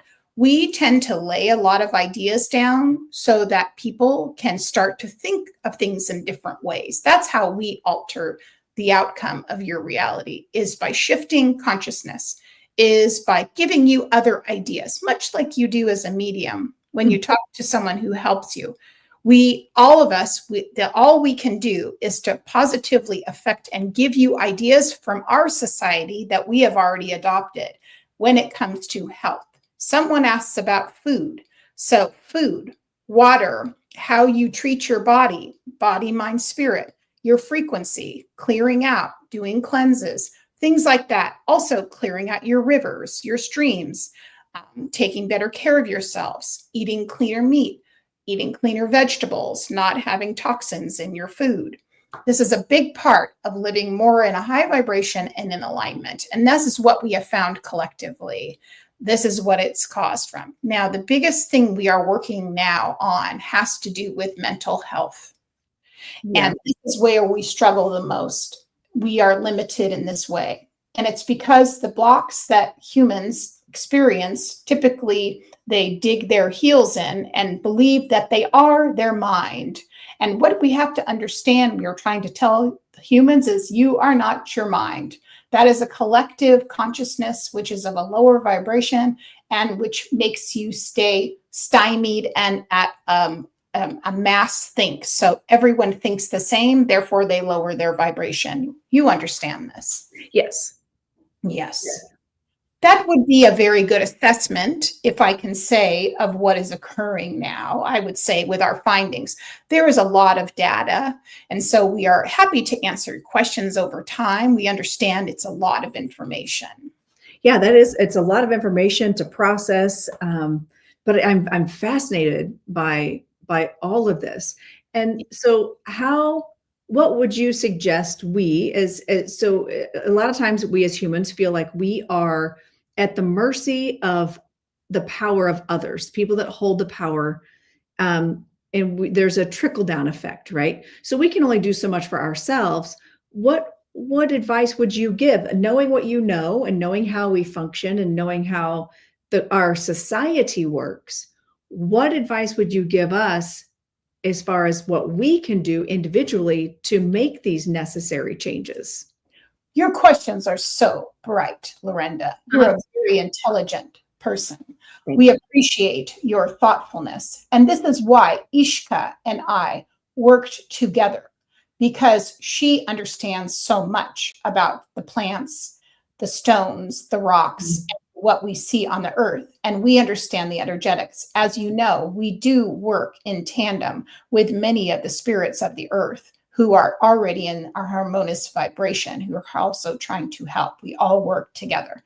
The best thing you can do in your daily life is exactly what Ishka said, to not live in fear and feel powerless, but rather to feel hopeful for humanity's ascension. And while you do this, you must send out a positive vibration in your own energy field, which radiates a higher frequency of love, of clarity, of hope. Your love and clarity and hope will make a ripple effect in your environment. It does not matter what others around you are doing. You must understand this. You need to become the change that you seek. You cannot assume that the leaders are the ones making the changes. The ones who are making the changes in the vibration are the ones that are vibrating at the highest. We understand some people don't like these terminologies. Feel free to use whatever terminology is best served for you, but you can say it's closer to a vibration of clarity and love, rather high and low. So if you're vibrating at a higher vibration, you will naturally help those around you, and those around you will help others, and those others will help others. And eventually, all of these energies will shift the outcome of what is occurring. These feeble men, as Carrie knows them to be, who pretend that they are in charge, have no power whatsoever. We've only given them power because we believe them to be the ones, but they are the least among you who are powerful. So we need to shift it and work together. Also, anything you can do where you feel compelled to help others, to lift up any part of humanity, to encourage others, to send light, as Ishka said.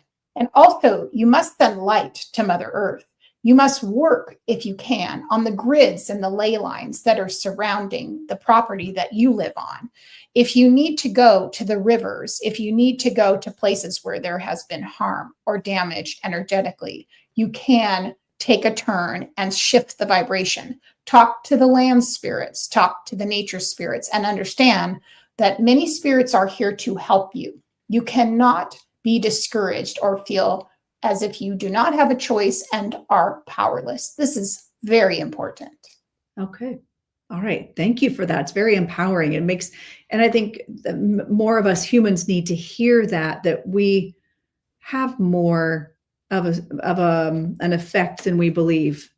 Yes. Now, I do have a question. As a person who practices past life regression and understanding humans coming into these incarnations and souls coming in, what are your thoughts on let's say the powers that be right now that are especially the one who made the choice to start this war yesterday? Yes. Some people believe that these beings come in, or these spirits come in and incarnate on purpose to be a negative impact, to create destruction, to be the bad guy. They're on purpose choosing to be the bad guy to challenge humanity. And some people believe they're just evil people. Yes. So what is your take on that specific situation? Thank you for your very clear question. Here's what is very difficult for some people to understand. There are just some dark beings. Mm-hmm. Yeah. There are just beings who are still self-serving. There are just those who are hungry to control others. Humanity must understand not everyone is a friendly spirit, and that the more you understand that and realize they're making their own choices for a negative outcome because of power, because of wanting to obliterate light where they see it. That is their trajectory. We have to deal with these types of people in our society, but in our society, they are banished. There is no place for them in the grid that we have, so they go elsewhere to find it. When you empower yourself and you do not allow these negative energies near you, you also do not allow it. Do you see what I mean? I do. Yes. So humanity, your humanity just has to realize that no longer do you have space for these darker beings. Now, those that have been seen as being dark beings on your planet, some of the deities, are actually the ones who are the change makers. They're the ones who are the shaking it up. And some time ago, there was a turn of events which had to do, with only one supposed God being right and everyone else was wrong. This is when it began. It started then. Instead of liberating people and showing them that they were part of the creator and your divinity, as you say, they actually started making people feel small. These are the same people. This is the same energy. They're still living in the same timelines, the same frequency. They are still doing the same games because they get something out of it. It's divisive. It's quite diabolical. And understand, when you see that coming, you do not need to tolerate it. Okay. Thank you for that. So we have a couple of questions. Is it okay if I ask? Okay. Of course, please do. And somebody asked, are not all dimensions, timelines, and etc. all existing and happening all at once? Now, I feel like this is something we may have covered a little bit ago. Oh, I'm feeling having an echo in my head. So like, I don't know if this is something that was asked already before, but someone was asking, well, I would love to hear your take on that, on dimensions and timelines all happening at once, or because I know we have free will, so trajectories can change. What are your thoughts on that? Thank you for this wonderful question. So one thing I think you have to understand, if you step back a little bit further to the very origin of the question, this is essentially asking, are you empowered to switch your reality? And can you definitely change an outcome of your situation? So what this means that if you, in fact, enacted this sense of liberty and knowing that you had power and knowing you had a chance to change something, you would shift everything around you. You could look at this as based in time, but really it's not based in time. It's based in experience. So it's good not to be too far ahead of yourself, because wherever you are, that's where you should be. That's how we look at it. That's when you're existing beyond and being in a space of timelessness. Because in the spirit world, or what we look at things at, not as segmented in time, we look at things as expansive. And so taking yourself back to the origin of your question is to say, this is your reality, as Lorenda was saying. And so you're shifting what is around you and in your view, and you're moving into a place of liberty. Does that make sense in that sense? It does. It does make sense. And it actually is another way to feel empowered, I believe. That's correct. To know that we do have more control over our environment based on what we are putting out there. And correct. And we can create our own existence in a way that we prefer. Yes. Remember that the things that are based in something that isn't of divine love, those things don't have as much strength. They never do. And so that's why there is such, when you're looking at these people in power and you think they have so much power, they only appear to. But they're not standing on something that's based in strength. They're based in the old toxic ways, which we're trying to rid the planet of operating. And so it feels as though they're coming forth and everything seems so dark. But at the same time, what you need to know is that the change that you are becoming in this moment does change the outcome, which in fact then is the timeline. I hope this makes sense. We understand that these matters do make one's intellect start to spin and twirl, and we don't want that for you. We want you to rest at night knowing you are right where you're meant to be. And I do appreciate you giving some clarification on this, because it's such a hard thing to wrap your mind around, as far as like, is this intentional? Do we have control? Or are we just fated to live this and all blow up in a big puff of smoke or something? So I think many people live in that fear and that vibration. Yes, we do not want to live in that type of vibration. The thing you want to know is that truly you live in a timeless space, truly, and that no one can ever harm the soul. And the soul is what is eternal. So the more you identify with the strength of the soul, you will not have fear as much fear and loss of the body. And when you're in that position, then you make true change beyond the consciousness you're currently in. You do not want to align with the fears and the weakness that the body tells you. It is difficult, we understand, and we also know that takes time and development. We are doing everything we can to help you understand these frequencies as fast as we can. And that's why so many spiritual mentors are working overtime to try and help to get the information out to the collective. Right. Now, I know you said in your planet and your universe where you are and where you exist and incarnate, where did your ancestors, the people in your lineage go through the same kind of thing where you had to make changes? Or is this something where you just kind of understood it from the get-go and said, no, thanks? So I can tell you this, in your time frame, this happened to our planet 600 years ago. You can look at it like a time frame. So in fact, my ancestors went through this experience already. It was in a different form, but it came through for us. And so because we are connected telepathically, we're able to tap into our ancestors' energy and understand exactly what they went through.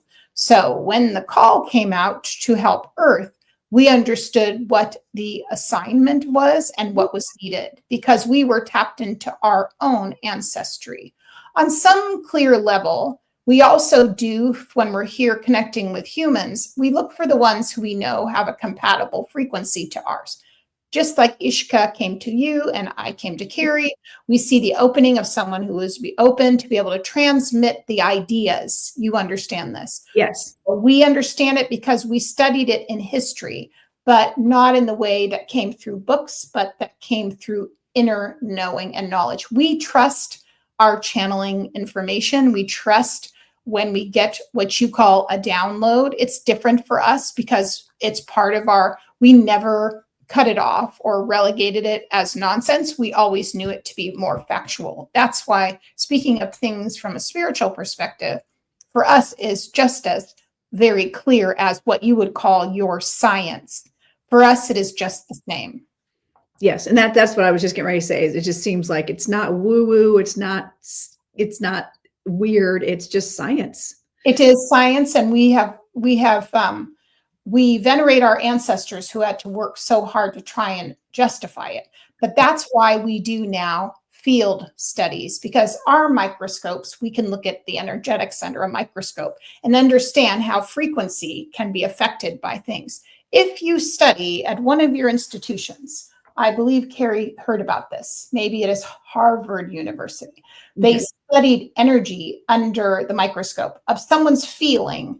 And they understood things when vibration was changed, say with water or a plant. And you're able to see how it's affected by either positive or negative energy. We have done studies with this for millennia. And so we understand how vibration is affected. And this is why, again, we were compatible with Carrie's energy because she's a student of vibration and energy.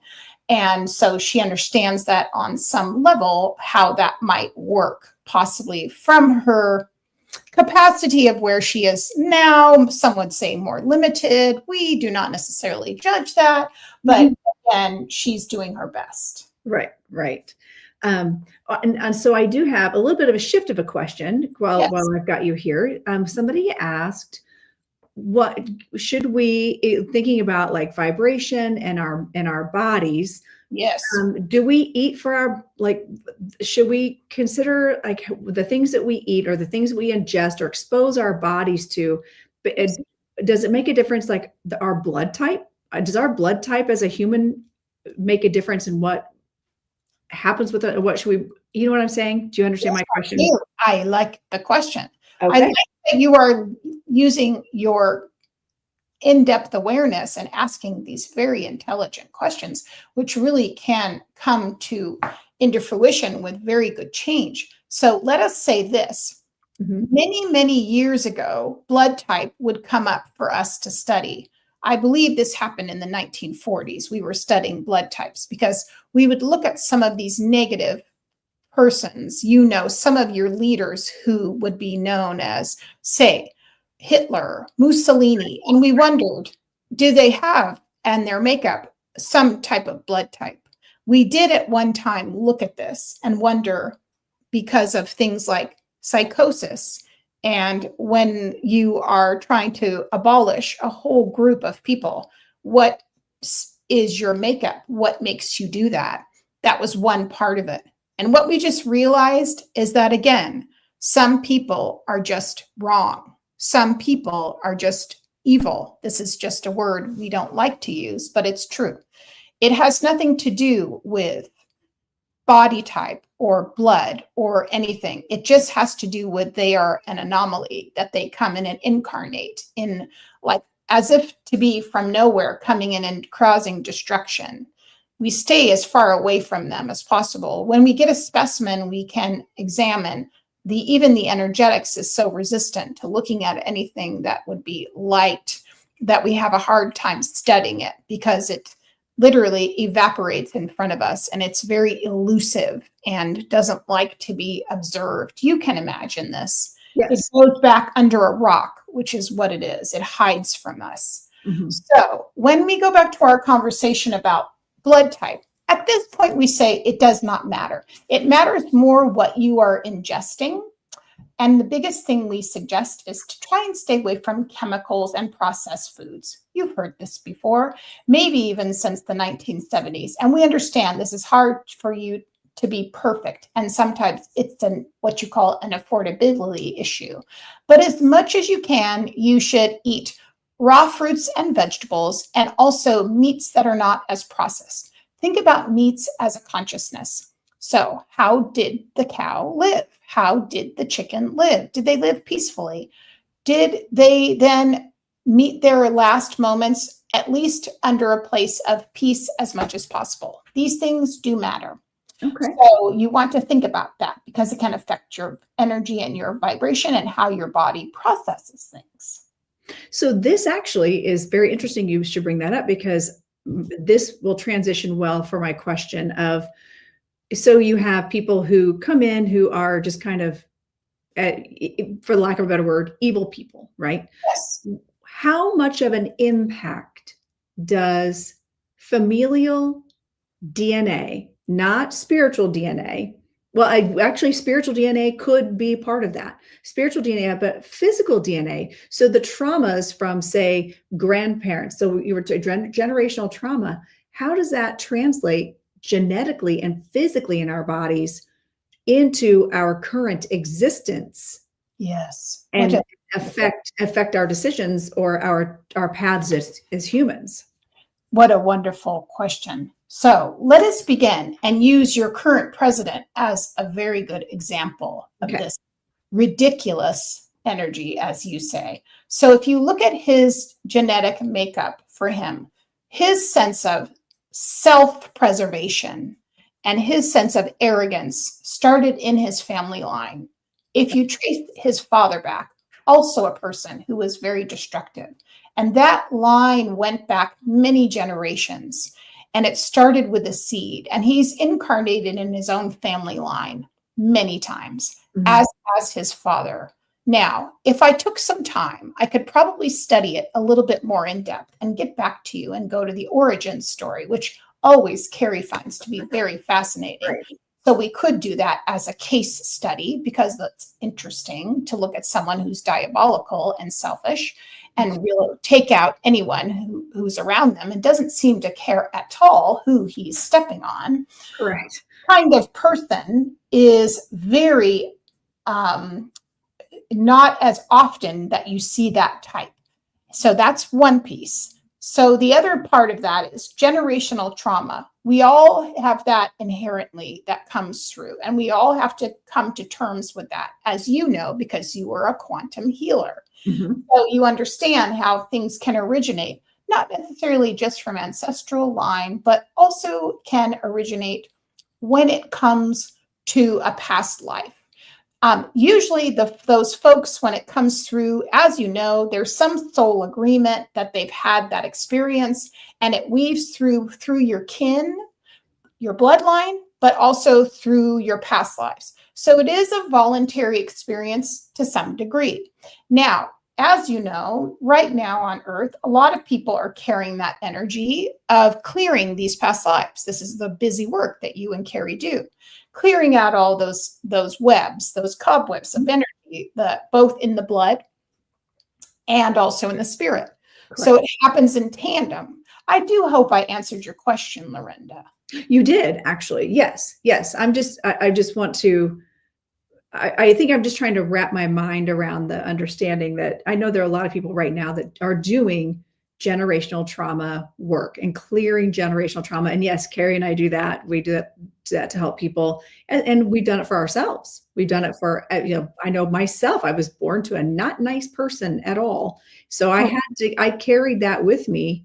And I knew, my physical body knew, or my mental body knew that it wasn't right, but I just didn't know how to deal with it. So I feel like if you could give advice to people who come from bad people or bad stock, and they know innately that they are not supposed to be just like them, what advice would you give them to help break that and to move forward in a better light? Because I feel like we are in a transition period where it's time to move into that age of Aquarius, that more positive flow of energy. But this is what's required right now, is to break all that DNA.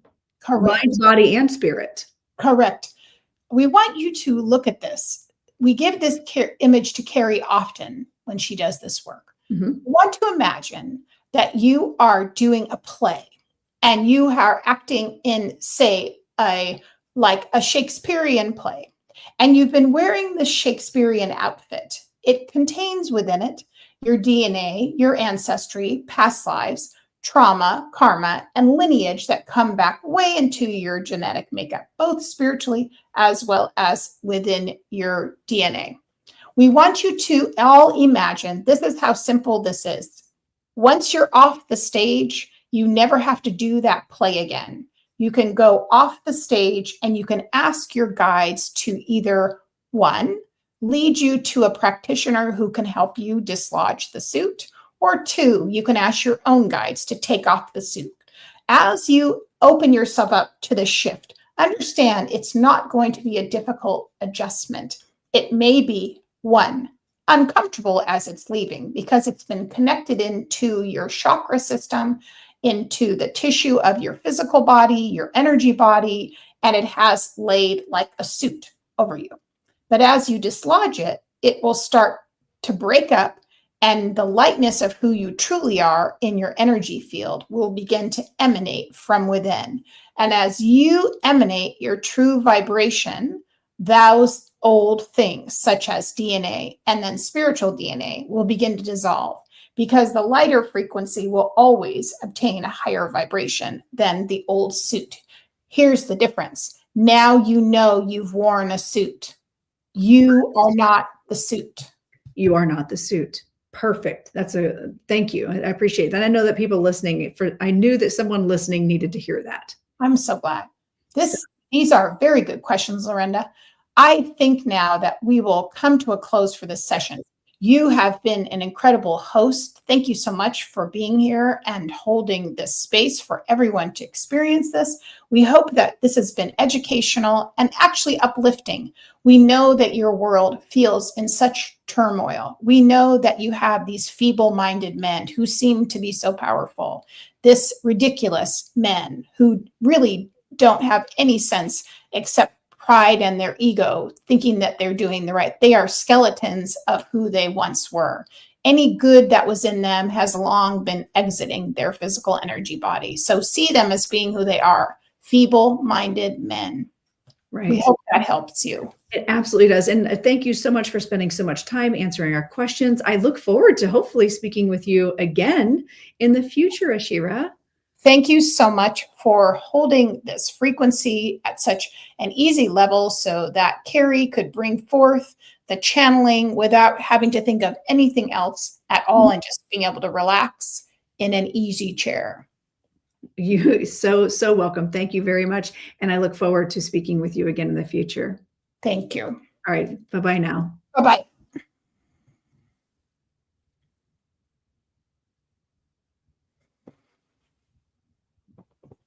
It's actually always really easy for me to shift when she leaves, and I think it's because I've worked. It's probably like you and her. Yeah. Like Dr. Mike, they're just like, yeah. Oh my God. Do we love Dr. Mike and Fielding are like friends? I had a feeling. I was like, because Fielding's very dry and kind of yep, nerdish. they're like the same. They're like our husbands in real life.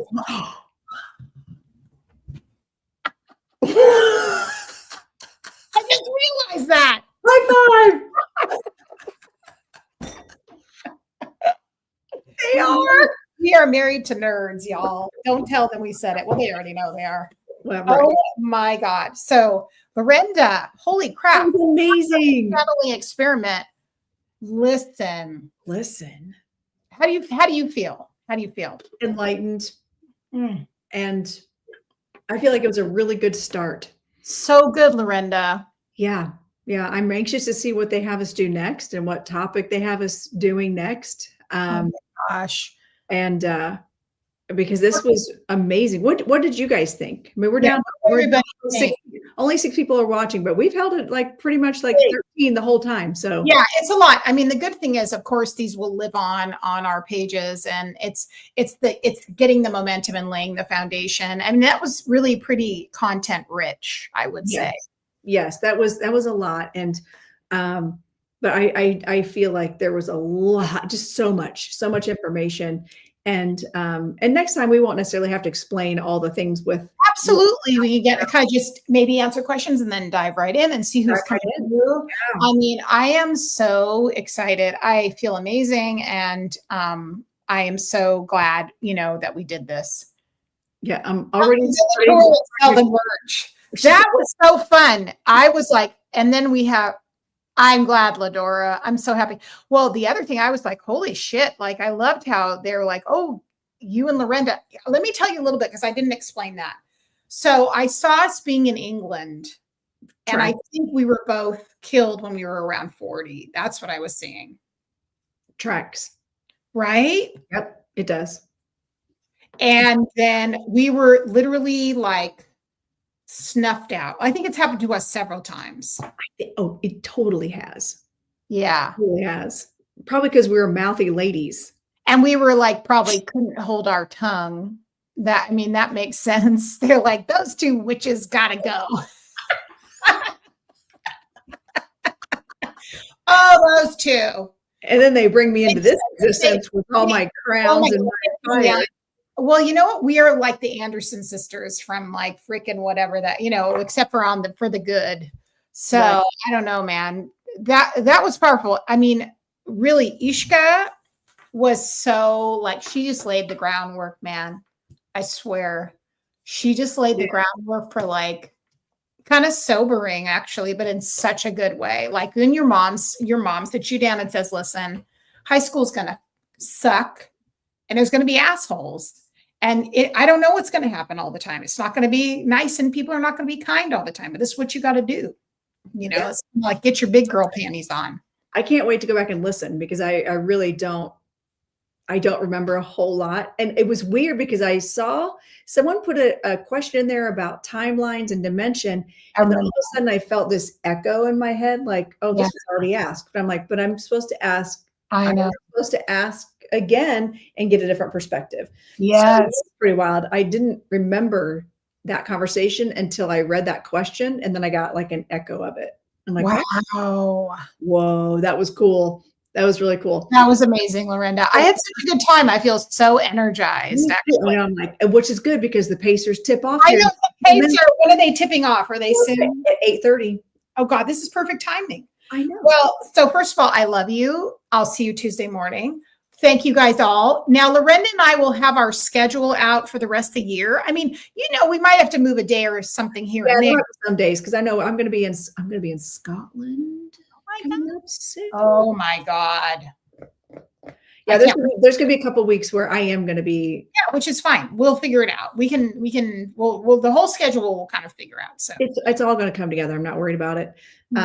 It always. I'm excited for it, and I'm here for it. And thank you, Carrie. I love you. Thank you so much, Lorenda. I had the best time too, and I can't wait for all this to happen. And then you're going to be here. You got to buy your ticket this week I'm going to buy my ticket this week. We'll just have to confirm on Tuesday all the days, times, and everything. I mean, I'm already there. I'm already there. Because also, friends, so we're going to be doing Camp Chesterfield's having a trance weekend with my mentor, Glenda. It's going to be 3 days. It's going to be Saturday, Sunday for all the classes. And then on Monday, she's putting me on platform. I cannot wait for that. They don't do that. Can you record? It's been like 40 years since they've allowed people to get on platform and do trance mediumship. Do they let people do recording when you're doing it or no? I didn't think so. I had a feeling. No. I knew that. Damn. But there's also then a couple weeks later, well, I can't talk about that on camera. Anyway, we got other things that's going to be doing. But one of my goals is to book a venue. Even if it's just at my dance studio, we put chairs up. Oh, yeah. We have a space that during that weekend that you're here, we're going to do like what we did when I came to Oregon. I would so love that. And I'll have a chair to sit in this time. Yes. I'll make sure we have a chair. So Jenny's like, I want to be there. I know. We'll be, and I have every intention of coming back out to Oregon as well. Oh, yeah. But it was my turn. You know, to come to Indiana. It's my turn. So, you know. And then we're going to meet up in another country. We're going to go on the road, bring this shit on the road. I mean, that's what they were showing me. I was like, oh, I guess that's what we're doing. That's what she said. That's what Fielding said. Fielding said. I know. Fielding said that. And that was Fielding who said that. I was like, Fielding, wow. I know. So anyway. All right. We got to go. It's 8:30. Bye. Bye, everybody. Bye, everybody. Thanks for coming. Where are you going to post the schedule? We'll have it on my YouTube We'll page. have it everywhere. YouTube page for sure. We'll have it everywhere. So I know, we love you for New Zealand. I love New Zealand. I've been there 3 times. I've never been. You gotta go. All right. So here's the deal. I'm going to end this. Yeah. And then you're just going to hang out for a minute so you and I can. Yeah, I'm ready. Okay. Love you guys. Thank you all. Thank you for sharing our first show. All right. What a good show. Amazing. I know. All right. Bye. I'm going to play my outro. You ready for this? Let me see. I don't have an outro. I need one.